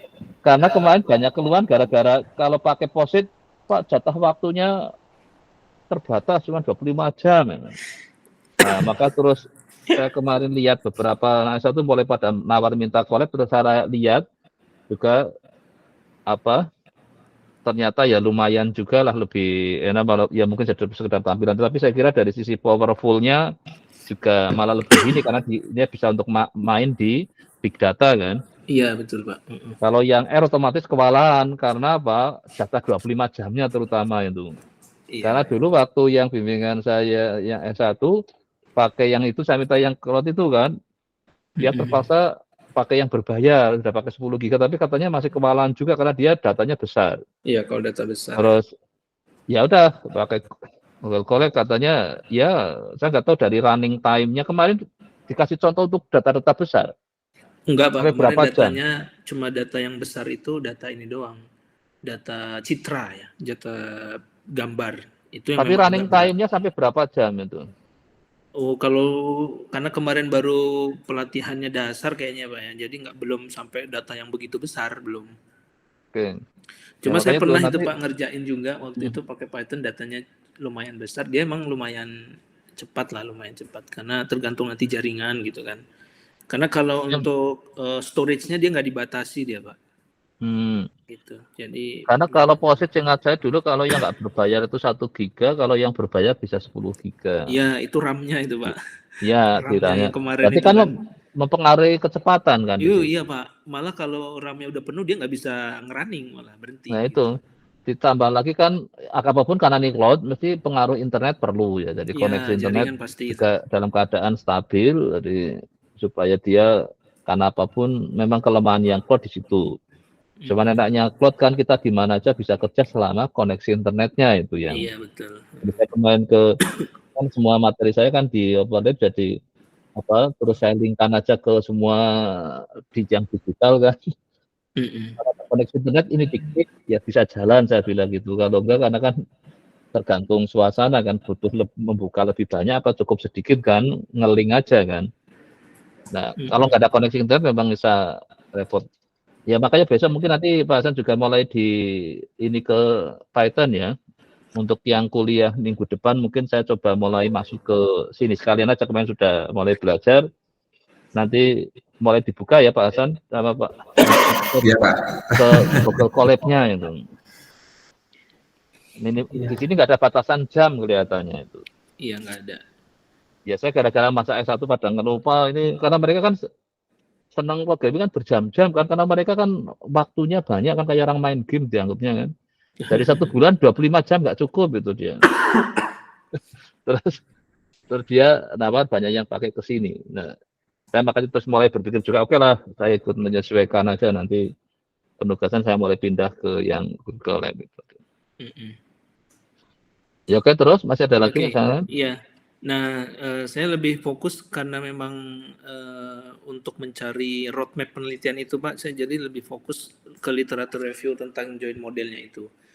Cuman di sini tadi juga diskusi dengan Pak Danardono, ini katanya mungkin terlalu banyak ya, atau terlalu deskriptif banget gitu maksudnya kalau misalkan mau seperti ini.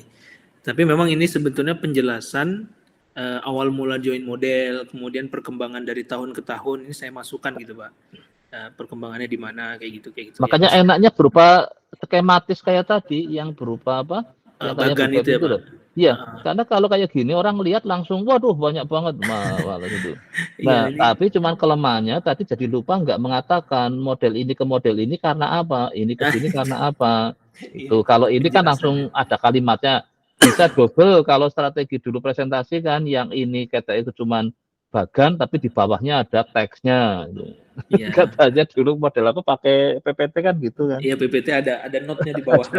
Bisa. Iya, jadi karena ini kalau kayak gini jelas orang lihat tidak karena jadi panjang. Koneksi antar papernya nggak kelihatan. Ini kelemahannya kalau yang bersifat list kayak gini. List gitu ya. Maka lebih baik karena setiap paper itu terjadi karena adanya koneksi antar paper kan.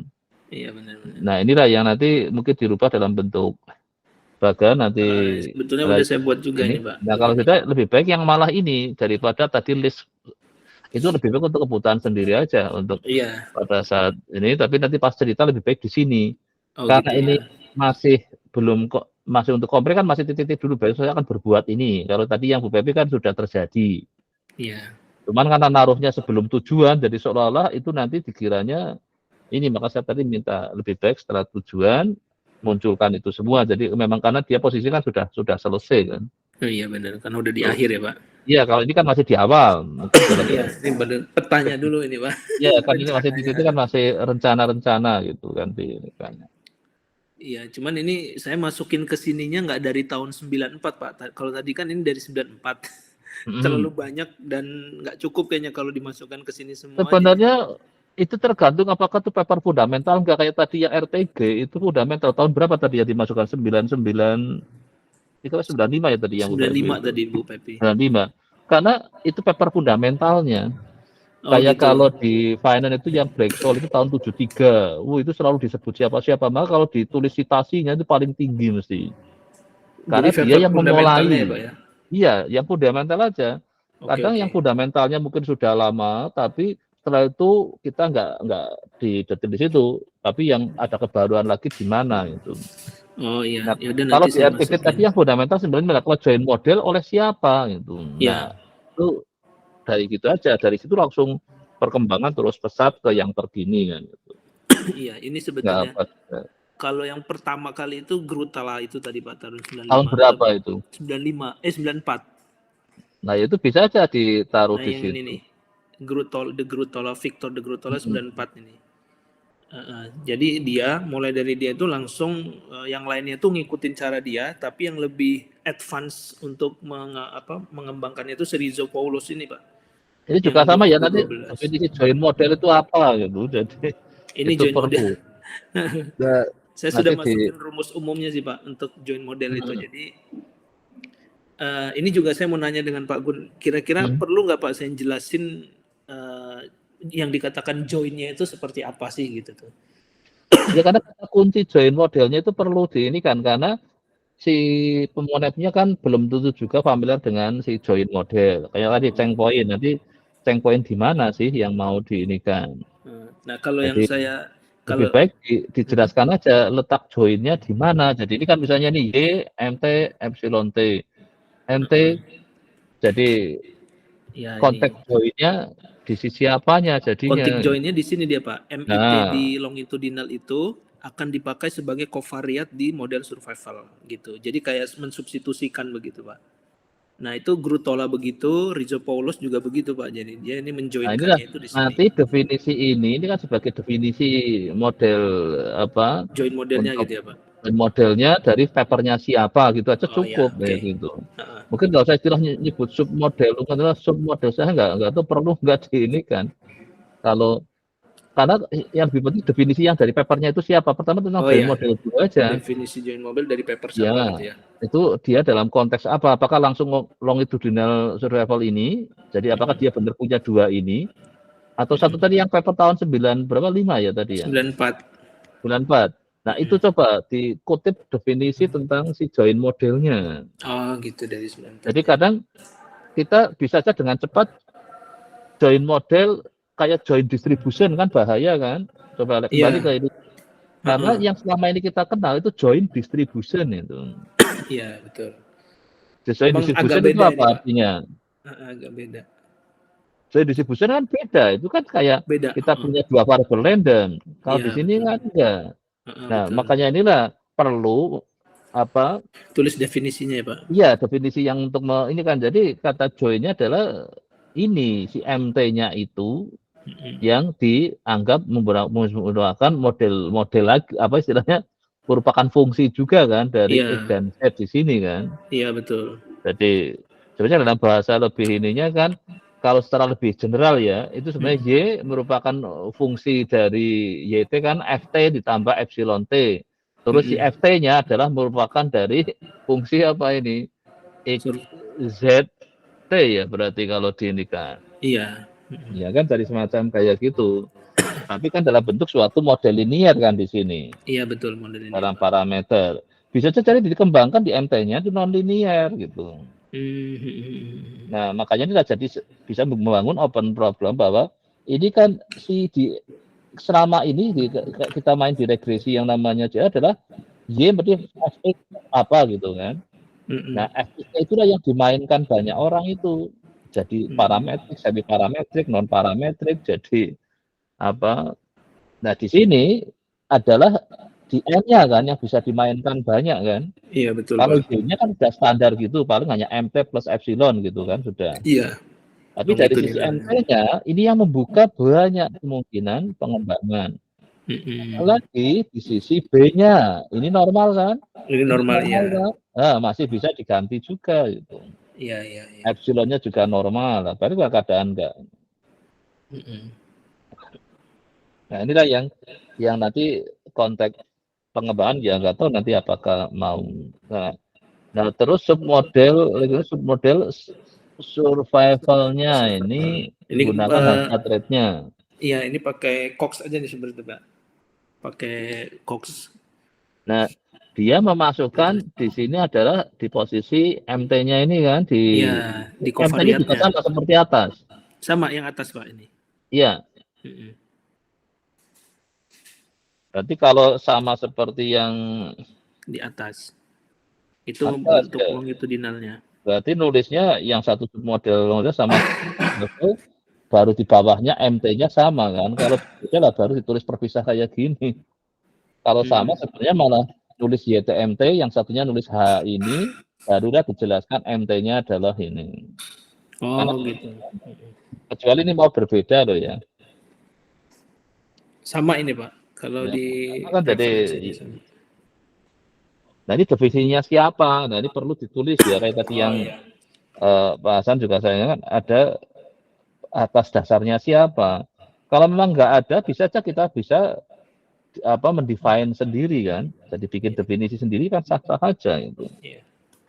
Asal memang itu belum ada ya, karena nggak ada padahal kita membutuhkan itu. Nah itu boleh aja kita akan ke sana. Iya oke. Oke, nanti saya tambahin referensinya ini dari papernya siapa gitu ya Pak di atas. Iya. Ya ini untuk bentuk join model secara umumnya. Nah di sini kalau di sini saya ingin menceritakan itu bahwa secara umum join model yang setelah literatur review saya kerjakan itu mereka mengerjakan itu ada yang pakai klasik Pak, likelihood, kemudian ada yang pakai Bayesian dan ada yang pakai deep learning. Tapi kemudian kemarin saya memilih untuk menggunakan Bayesian karena memang sudah ada basic sebelumnya waktu tesis udah pakai Bayesian begitu kan. Jadi saya tinggal mengembangkan begitu. Nah di sini emang kalau mendengar kayak Bu Pepi tadi emang harusnya ada keterkaitan gitu ya Pak antara kotak ini dengan kotak ini itu gimana ya, gitu pada saat ngomongnya aja nggak apa-apa tapi pada ya, saat kalau nanti jadi proposal kan harus di pas bab pendahuluan itu kan ada latar belakang. Disitulah kita cerita kaitannya kan. Si ini berbuat ini. Nah, menurut saya ada kelemahan di sini, maka kalau ini kita berubah oleh si siapa jadi ini kan. Nah, ini kan ada lagi. Terus ini kira dari situ masih belum mengakomodasi kemungkinan yang ada di lapangan kan. Nah, maka saya punya ide mungkin tadi apakah yang kayak Bayesian mau apa kan dalam rangka mestinya maunya improving kan. Iya. Nah, makanya ini kan harus gaya kampanye sekarang kan harusnya kayak gini, jadi akademis kan. Kenapa ini yang harus diimprove, nggak apa-apa terus dirubah ini nggak. Dari yang ini apa sih yang perlu diimprove, ini apa yang perlu diimprove. Itu kan mirip kayak orang penelitian kan. Nah, kalau kayak gitu akan meyakinkan masyarakat dibanding cuma mengatakan rubah atau perbaiki memangnya semua kayak kalau kita bayangin perbaikan, tapi kan bayangin ada sesuatu yang rusak atau apalah itu. Nah, ini pengembangan kan. Sebenarnya kalau bahasa lebih ini kalau mereka orang-orang politik juga berpikir konteksnya pengembangan sebenarnya lebih baik daripada mengatakan kayak seolah kan bahwa yang lama jelek yang ini baik gitu kan. Kalau ini kan enggak, kita nggak mengatakan yang lama jelek kan. Iya. Tapi masih belum bisa mengakomodasi kepentingan sekarang. Iya. maka perlu saya kembangkan model tadi. Mm-mm. Tadi lah misalnya dulu mungkin cukup jalannya sempit nggak apa-apa, bang, pakainya sepeda sama sepeda. Pada saat sudah ada mobil, mungkin mobilnya kok makin cepat, butuh nikah lagi. Nah, butuh orang mulai butuh cepat tapi yang di darat, nah, maka perlulah ada kereta cepat. Kan kayak semacam kayak gitu kan ada. Iya. Oke, Karena nanti coba saya kebutuhan gitu itu terjadi. Nah ini makanya paper ini juga ada ceritanya nanti kan. Nah pada saat tersebut silakan dibahas dengan baik. Iya, oke Pak. Nanti coba Ya saya kan, detailkan. walaupun mungkin nggak ngomong semua ini karena banyak sekali, tapi kan ini terjadi ini pada prinsipnya ada pengembangan apa, bisa juga modifikasi, bisa juga malah ada yang bikin baru gitu. Iya. Ya kasus orang-orang dapat Nobel kan karena dia bikin baru gitu. Iya. Dan yang baru tadi ternyata dampaknya besar. Maka selama ini yang Black Soul sama Angel itu di dunia time series itu kalau dilihat program sekarang sebenarnya sih nggak besar banget, tapi kenyataannya itu pengaruhnya besar. Ya oke, gitu. Walaupun Black Soul cuma pakai log normal sama normal, harusnya kan bukan sesuatu yang kompleks. Tapi idenya itulah yang futuristik. Jadi pada saat sekarang ya log normal sama normal aja nggak cukup. Tapi tetap aja yang udah dapat Nobel kan dia itu. Iya. Angel juga sama, dia bikin variasi yang heterosnya sebenarnya masih sederhana, tapi saat itu sebagai dia yang memulai layak dihargai Nobel. Tapi selanjutnya ya orang melihat kayaknya sebenarnya biasa-biasa aja. Gitu. Ya. Nah inilah makanya nanti setiap ini kayak ada ini apa tadi akan ada titik deep learning, ada likelihood sama ada Bayesian. Ini maksudnya apa? Jadi langsung ketiga blok ya, itu. Jadi cara mengestimasi joint model itu dia kalau dari paper-paper semua yang saya searching itu dia ada yang menggunakan likelihood, ini model klasiknya. Kemudian ada yang klasiknya Bayesian begitu. Nah, untuk yang futuristik atau yang kekiniannya itu dia pakai machine learning dan deep learning gitu, Pak. Nah, ini nggak nyebut di situ, di kotak itu nggak nyebut tentang metode estimasi gitu. Oh, di sini ya Pak ya, atas ya. Iya, ternyata jadi memang kalau tahu Bayesian ini apakah lebih pengembangan modelnya atau untuk approach estimasinya? Estimasi nih Pak. Oh iya, saya kurang di atas itu. Kotak Jadi, atas ini kan ya Pak ya? Iya, jadi Bayesian bisa masuk dalam konteks pengembangan model, bisa juga dalam konteks pengembangan metode estimasi. Iya. Karena kalau dengan Bayesian jadi butuh sampel lebih sedikit dibanding kalau yang tradisional kan itu. Iya, betul. Jadi untuk prediksi juga mungkin berarti ada beberapa. Nah ini makanya kalau likelihood itu keunggulannya kan bisa berlaku apa yang limit itu kan konvergen kemana, jadi bisa pakai apa kayak chi-square lah pakai itu, jadi kadang lebih unggul di situ. Nah sekarang yang deep itu di sisi apanya deep learning itu? Dia yang kalau kan selalu bikin ada in sample, out sample, jadi suruh belajar dulu, terus di kayak ada pre-test, terus post-test, baru yakin dipakai. Itu kan maka ada training testing ada trainingnya, setelah di training ada testing, iya. terus dilihat bagaimana itu kan gunakan yang jadi sekarang jadi machine learning, ada deep learning, itu kan. Tapi kalau yang lainnya kan nggak perlu, nggak ada, cukup dari siapa langsung jalan ke situ. Nah makanya pada saat kalau kita datanya sedikit, boro-boro mau training datanya ada sedikit kok mau ada dibikin untuk training, untuk testing kan nggak cukup.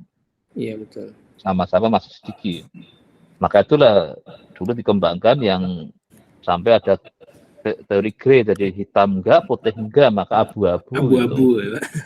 Nah itu juga sekarang nggak terlalu diinikan lagi karena orang menganggap selalu data banyak, padahal kenyataannya enggak. Kadang kita hadapan dengan data yang sedikit, terutama untuk kasus-kasus baru. Di kedokteran ada kasus baru, misalnya, kan pasti belum banyak kan? Iya. Nah dari situ kita harus mulai tetap membuat keputusan kan. Nah pada saat membuat keputusan pada polanya belum jelas, ininya bentuknya nggak jelas, maka itu salah satunya ke gray model itu. Oh, gray model. Jadi ya itu juga kan orang yang ini kan karena pada saat kita baru memulai itu saya kemarin karena waktu di kan cerita tentang bagaimana kita berperan pada saat keberadaan IKN kan untuk Kalimantan. Maka saya ingatkan bahwa kita baru sekarang punya data mungkin sedikit. Tapi dari situ kita sudah melihat kira-kira akan ada apa. Karena saya lihat sudah mulai banyak orang yang nulis dijual. Ya, dengan harga dikira sudah cukup, padahal nyatanya besok harganya melipat-lipat kalau setelah jadi. Setelah jadi ya. Atau bisa sebaliknya kalau gagal. Nah, iya. Kalau presidennya tidak melanjutkan yang terpilih. Saya ingat betul waktu itu saya ikut mengkaji dengan teknik sipil transportasi kan tentang tol zaman Soeharto itu. Udah dirancang tol dari Joglo Semar itu namanya, Joglo Semarang, Jogja Solo Semarang apalah itu. Jogja Solo Semarang Pak. Joglo Semar waktu itu. Jadi sudah kan ininya di mana ini sudah tinggal implementasi, terus krisis 98 itu kan, terus jatuh kan, jadi bubar semua nggak jadi. Yang sudah pada jual tanahnya dinaikin, beruntunglah kan, ya yang beli itu yang beli nggak jadi untung, karena nggak jadi ada tol sampai nunggu berapa puluh tahun kemudian kan. Bayangin itu kan. Nah misalnya ini makanya kenapa saya lihat kemarin ada beberapa yang sudah mulai bermain dengan menjual, mungkin ada yang borong, tapi mereka ingin lihat kira-kira IKN mangkrak enggak gitu. Makanya kalau sampai mangkrak, yang udah terlanjur pada beli ya rugi kan. Iya. Karena kayak tadi itu yang tol dulu, tol Trans Jawa itu kan batal itu. Karena waktu itu setelah jatuh kan terus sibuk ngurusi reformasi aja, nggak sempat ingat jalan tol itu kan. Infrastruktur ini kan gencar itu misalnya. Nah inilah maka pada posisi nanti silakan dipercaya memang kalau ini memang khusus bicara estimasi, kenapa kita butuh butuh likelihood saja nggak cukup. Lah ini harus ada ceritanya juga ya. Oh gitu ya Pak ya. Kita punya Bayesian, makanya semua ini ada motifnya, orang ngembangin metode-metode itu. Karena kan ini S3 jadi saya kan ada penajaman berpikirnya itu ya di ya walaupun kalau di S1 kadang saya ngapain kamu milih topik itu kayak tadi bimbingan tadi tiba-tiba rubah lagi setelah baru ditanya aja sudah rubah. Kenapa langsung merasa nggak yakin mau terus ininya kan cuma saya ngecek aja. Iya. Tadi karena ya itu tadi dia kan masih kayak lagi bayan ini terus saya dedikan lagi terus dia mikir lagi terus berubah lagi gitu. Tapi yang penting saya minta kan tiap minggu dia menuliskan judul itu di overleaf-nya kan. Judul walaupun berubah ya. Dapat berubah tapi ya nggak apa-apa saya bilang gitu. Tapi kenapa kamu berubah? Yang penting kamu jelaskan tiap minggu kenapa berubah itu. Sudah mantap, saya sudah punya referensinya ini gitu kan. Udah mantap saya di situ. Ya bagus. Apa yang bikin kamu mantap? Nah, kerja itu kan. Saya udah punya ini yang untuk ini, yang ini terus datanya ininya, terus aku udah nyoba Pak, kayaknya jalan ya udah siap. Nah, yang lainnya ada yang masuk. Nah itu kan beda-beda tapi saya katakan nggak apa-apa ini. Memang kadang mungkin yang kita bilang awalnya kayak mudah setelah dilihat, tapi tetap harus berani mencoba sampai nanti memang pada saat sambil ya topik itu memang cukup pas enggak, artinya seneng enggak, kalau nggak seneng kalau terpaksa kan nanti juga enggak enjoy saya bilang itu. Terutama pada satu studi kasusnya, toolnya seperti apa itu. Nah ini juga sama kan karena memang sudah milih coba, tapi pada estimasinya mungkin yang duluan likelihood apa duluan yang deep learning apa duluan yang Bayesian. Likelihood dulu, baru nah inilah yang nanti ini kan syukur ada paper tahun berapa sih pertama orang mengenalkan, orang mengestimate joint model, itu yang mengenalkan pertama kan, pertama dikenalkan dia estimasinya gunakan likelihood. Iya, nah itu Grutola itu tadi Pak. Nah itu, maka taruhlah di situ, diinformasikan nanti tambahkan di sana. Estimasi likelihood ya pakainya. Ya, itu oleh siapa tadi itu si Grutola. Nah nanti masukin itu, terus masukin lagi Bayesian dengan duluan siapa? Bayesian ada juga. Akhirnya Bayesian duluan kan, karena Bayesian nggak selalu butuh komputasi tingkat tinggi kan. Tingkat tinggi ya betul, baru terakhir deep learning. Jadi artinya dengan teknologi komputer yang tahun 70-an 80-an mungkin masih bisa itu. Iya betul. Seingat saya Bayesian itu pada keluar mungkin di sekitar tahun 70 atau 80 itu. Iya 70-80-an Pak. Tapi kalau yang deep learning ini machine learning kan baru keluar tahun 2000-an ke sini setelah komputer makin cepat kan. Makin cepat ya. Ada kategori high computing kan di sini. Nanti silakan jadi mulai dimunculkan. Karena di sini kan langsung gunakan ininya tahun 17, 18, 22, misalnya ada yang baru masih ini kan. Ini 19. Jadi mungkin pemilihan alur ceritanya aja untuk kalau di ini kan. Ya kalau yang tadi saya katakan itu Pak, kalau mau dimasukkan semua yang dari 94, 2002, 2004 itu nggak cukup kayaknya di sini Pak. Tadi saya Ya buat makanya tadi kecil-kecil gitu. dipilih-pilih aja, makanya tapi yang penting kronologinya itu ada itu loh. Kronologinya masuk gitu ya Pak. Jadi Ya. karena kita ingin lihat perkembangan suatu metode atau ilmu pengetahuan kan, kayak sejarah lah itu kan, kan harus urut Iya betul, waktunya urut kan. waktu betul. Iya, itu Historisnya kronologi gitu itu perlu karena untuk menunjukkan bahwa ini berubah ini karena apa, dalam rangka apa. gitu. Maka kan kalau buku seperti yang ditulis untuk itu kan semua hasil dari paper kan itu yang di Bayesian kemarin tuh. Iya, dari paper. Dari paper semua, jadi nanti dia pas ini berapa dia ini kan. Tapi karena dia per topik, jadi tidak selalu harus kronologis kan. Mungkin pertama tetap satu parameter dulu, tergantung dia ngurutkan berdasar topiknya. Tapi kalau di sini kan kita mau riset, maka kita dari yang lama yang paling berpengaruh apa, ada kelemahannya apa, kita benahi apa, terus kita lakukan sebagai yang apa menekuni itu ingin memberi kontribusi apa itu. Nanti silakan ini aja. Ini untuk karena kemungkinan kan ini baru pertama nanti ya untuk antisipasi sekalian besok pas komprenya. Jadi kita akhirnya mampet. Memang sengaja saya list cukup banyak nanti dengan Pak Danar kira-kira yang visible yang mana kan disepakati oke itu. Ya, tapi yang penting saya harapkan jangan sampai ini yang saya hadapi yang sudah berjalan ini masa macet kok di situ terus saya minta ini nggak mau itu kayaknya nggak ada ide lain itu. Ini malah jadi, banyak ini. Nah ya makanya tadi ini yang kebanyakan yang ide. Bingung. Karena kalau saya nggak tahu makanya dulunya gimana kok bisa nggak ada ide. Cuman itu aja di ide ini nggak kayak sudah nggak ada semangat kan ya repot. Kan harus apa ya menurut saya ya harus banyak jalan menuju Roma kan itu. Masa jalan untuk lulus kan ya ada banyak cara itu. Nah ini nanti silakan jadi apa memang nggak harus semua tapi coba kronologi terus kenapa ini tolong ada ceritanya lah itu biar kelihatan. Baik Pak. Apa memang itu sesuatu yang terkonek. Ya. Oke, saya kira mungkin sementara sudah cukup. Rencana selanjutnya ini Pak. Ini yang saya selanjutnya oke. Rencana selanjutnya ya seperti target dari Pak Gun kan Februari 2024. Kemudian ini kemarin masukan dari Pak Danar Pak.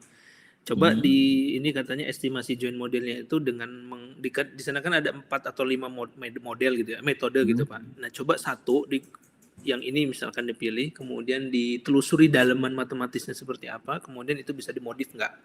Kemarin Pak Danar nyaranin itu, ya udah coba saya. Ada papernya ini, papernya siapa yang?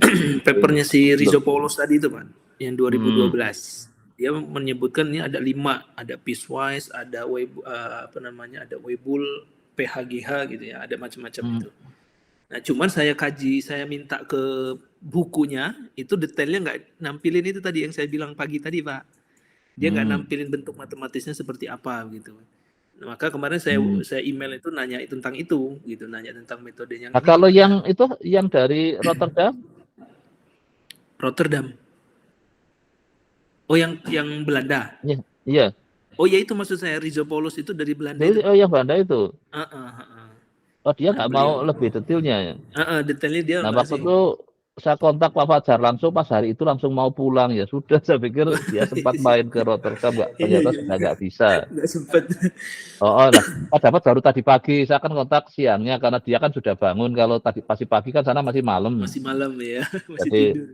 Saya tunggu ya dia pagi-pagi saya sudah hari ini acaranya apa? Oh ini terakhir saya sudah mati diskusi setelah itu terus check out mau pulang. Waduh saya pikir kalau masih bisa sempat main ke Rotterdam saya bilang ternyata sudah nggak sempat. Tapi kalau misalkan mau diundang gitu Pak atau gimana itu kayaknya di email dia respon loh Pak, cepet balesnya itu. Iya. Nggak menunggu lama gitu orangnya. Kalau ngeliat dari karakternya ya, kan saya ngikutin beberapa video dia ngisi kuliah umum gitu kan, saya ikutin tentang join model gitu. Dia orangnya kayaknya ini welcome gitu orangnya. Nanti kalau Ya itu ada ya paling. karena memang kan biayanya mahal kan manggil dia dari kalau mau online dulu kira-kira ini enggak ya? Kalau misalkan bisa juga dengan cara kita harus memang mencari funding. Kalau Dikti ada enggak ya itu yang untuk kalau memanggil orang luar ya. Kalau Karena di kalau mana Pak? seperti yang saya yang Amerika kan dia biayai sendiri. Oh, karena Tapi dia kalau selama ini saya manggil dari Belanda selalu mereka biayai sendiri. Jadi kita hanya ngasih akomodasi. Itu akomodasi di sini ya nggak Pak ya, masalah. di Ya tapi Indonesia. tiketnya itu yang mahal kan. Oh iya benar. Jadi Oke. terus kita kan juga sih kadang masalah. Nah, makanya nanti kalau coba sistemnya aja kalau yang Dikti memungkinkan ada nggak kita untuk itu. Kalau nggak ada memang ya itulah yang kadang nggak enak kalau belum akrab. Maka Iya. biasanya harus kontak-kontakkan dulu sampai terasa sudah akrab baru pengen main sini. Memang ya biasanya jadi kita kan ada yang langsung nanyakan. Ini kan kisah kemarin yang mungkin nggak tahu siapa Pak Hasan karena halo Pak Hasan Ya, gimana Pak? yang halo yang Bu Emma itu kalau manggil orang asing ternyata biayai sendiri itu nggak tahu nggak itu. Jadi Iya, ceritanya sebagian tahu Pak. ada orang asing di ITS terus dia ingin manggil kan dia minta macam-macam terus nyari partneran saya kan. Nah saya lihat situasi saya juga lagi nggak memungkinkan, tapi orangnya termasuk mintanya dia ada inilah itu. Padahal dia sebenarnya kan jadi tamunya ITS apa-apalah itu. Biasanya kan di posat mungkin saling ngomong, mau nggak ini? Tapi ternyata ya tadi perlu biaya itu udah terus bahwa kan ya selama ini saya biaya sendiri. Waduh kalau saya suruh biaya sendiri ya nggak mau saya bilang. Ngapain cari-cari susah saya bilang. Saya nyari orang kayak gitu biasanya bisa dapat gratis kok saya bilang. Iya, pernah dengar ceritanya sih Pak itu. Iya, jadi dia kok sampai dia sekarang jadi kaprodi S2 ya? Iya benar Iya ya. Pak, kaprodi magister. Makanya dia kayaknya jadi kesemangatan tapi saya nggak tahu dia padahal pernah di Inggris lama ya. Tapi kok cara ininya nggak apa ya menurut saya dokumen kok tahu-tahu saya pikir kan tinggal hospitality kan. Iya. Kok macam-macam masih harus di ini. Waduh. Ya nanti saya harus urusan dengan jurusan bisa repot karena selama ini saya kalau urusan kayak gitu nggak terlalu banyak yang repotin istilahnya anak jangan repotin orang tua gitu. Jadi orang tua kan seneng tahu-tahu anaknya lomba kesana kemari kok nggak pernah minta uang. Tapi kalau ada kayak kesana kemari ternyata pakai uang orang tua kan nggak ini. Ya selain biasanya saya memang kalau apa-apa kan saya lihat saya nggak mau yang kayak gitu kan di bawah sering di ini loh mau nggak ini saya ada orang ini mau nggak saya dulu dari ITB saya nggak perlu ngomong sama ITB-nya saya ngomong sendiri tertarik nggak ke Jogja itu kan main-main ke sana Jogja menarik loh urusan wisata aja malah nggak urusan akademik gitu. Kalau wisata kan dia pakai anggaran wisatanya kan tapi setelah di Jogja baru kan di rembuk-rembuk itu kan. Gimana cara ngebuka omongannya ya Pak? Ya saya kalau biasanya menawarkannya wisata dulu. Kamu ingin ke Jogja? Mau wisata ke Jogja enggak? Ya? Iya. Ceritakan tentang Jogja yang menarik. Ini saya sedang di Jogja gini-gini menarik kan. Maka saya kemarin kan waktu cerita saya yang Amerika ini yang dari Kalimantan kan tadi. Kamu ceritakan di Kalimantan yang menarik apa? Biasanya kamu kontak, kamu tahu dia dari siapa dari saya kan saya sudah tak omongin kemarin di forum itu bahwa nih ceritakan Kalimantan menariknya apa sih kalau untuk orang jalan-jalan itu. Karena kalau langsung akademik kita mahal nggak mampu. Jadi karena dia dulu itu si Sigman itu waktu ada acara di ITB dia rekreasinya di Jogja. Nah saya lihat dia cari rumah aja yang ada kolam renangnya. Waduh kalau kayak gitu saya suruh nanggung ya nggak kuat kan. Karena dia selalu bawa keluarganya. Dia orang yang masih kayak orang Jawa mungkin kemana-mana bawa keluarganya. Jadi kalau itu tidak ditanggung oleh hostnya kan ya berat kan. Iya. Saya lihat, waduh rumahnya kok dia ambil yang di Prawiro Taman yang satu ini sama ada kolam renangnya. Kalau saya tahu pola kayak gini maka itu dia jadi kalau ke Jogja dia mesti sudah punya plan apa yang sambil wisata itu. Maka nanti ceritakan aja, sudah pernah ke Jogja, pernah ini gitu. Jangan undang dulu langsung akademik, nanti bisa bangkrut itu.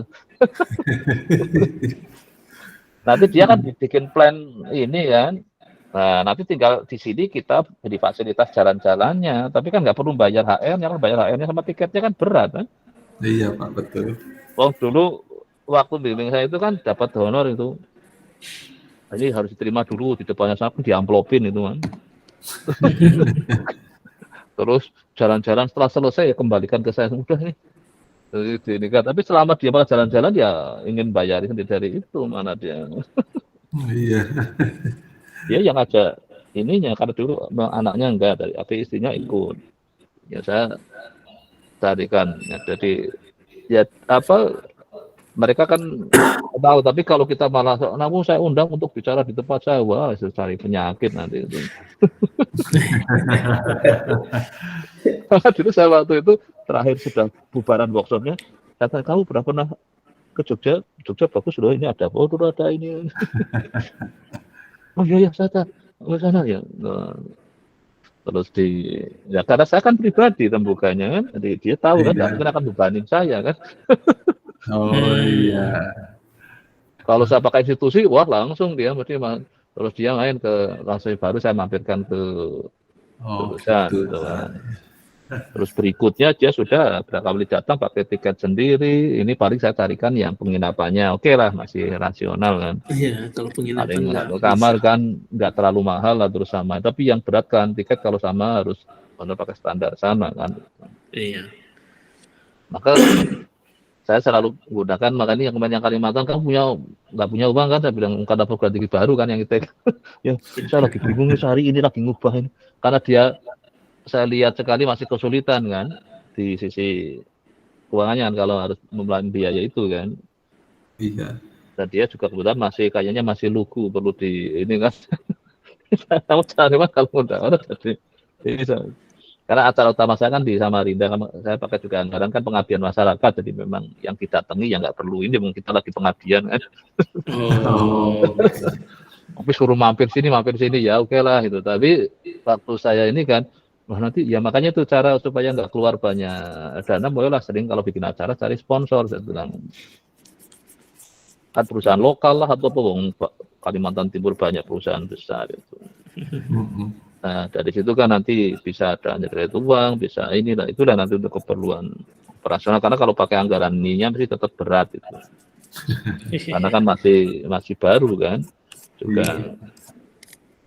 Ya saya pikir kayak saya nggak tahu kalau seperti di UII kalau sering manggil orang asing enggak itu buat banyak masa kaget waktu ini harus biayai Pak alah kok caranya gitu kamu ya penting tuh kalau saya bilang kalau kita biasanya beramah tamahnya itu Iya.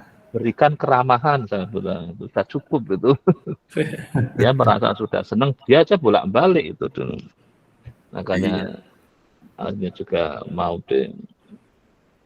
Nanti caranya banyak komunikasi aja, diskusi dulu, semakin akrab itu nanti kan mulai bahasa basi kan tentang misalnya udah pernah Jogja misalnya.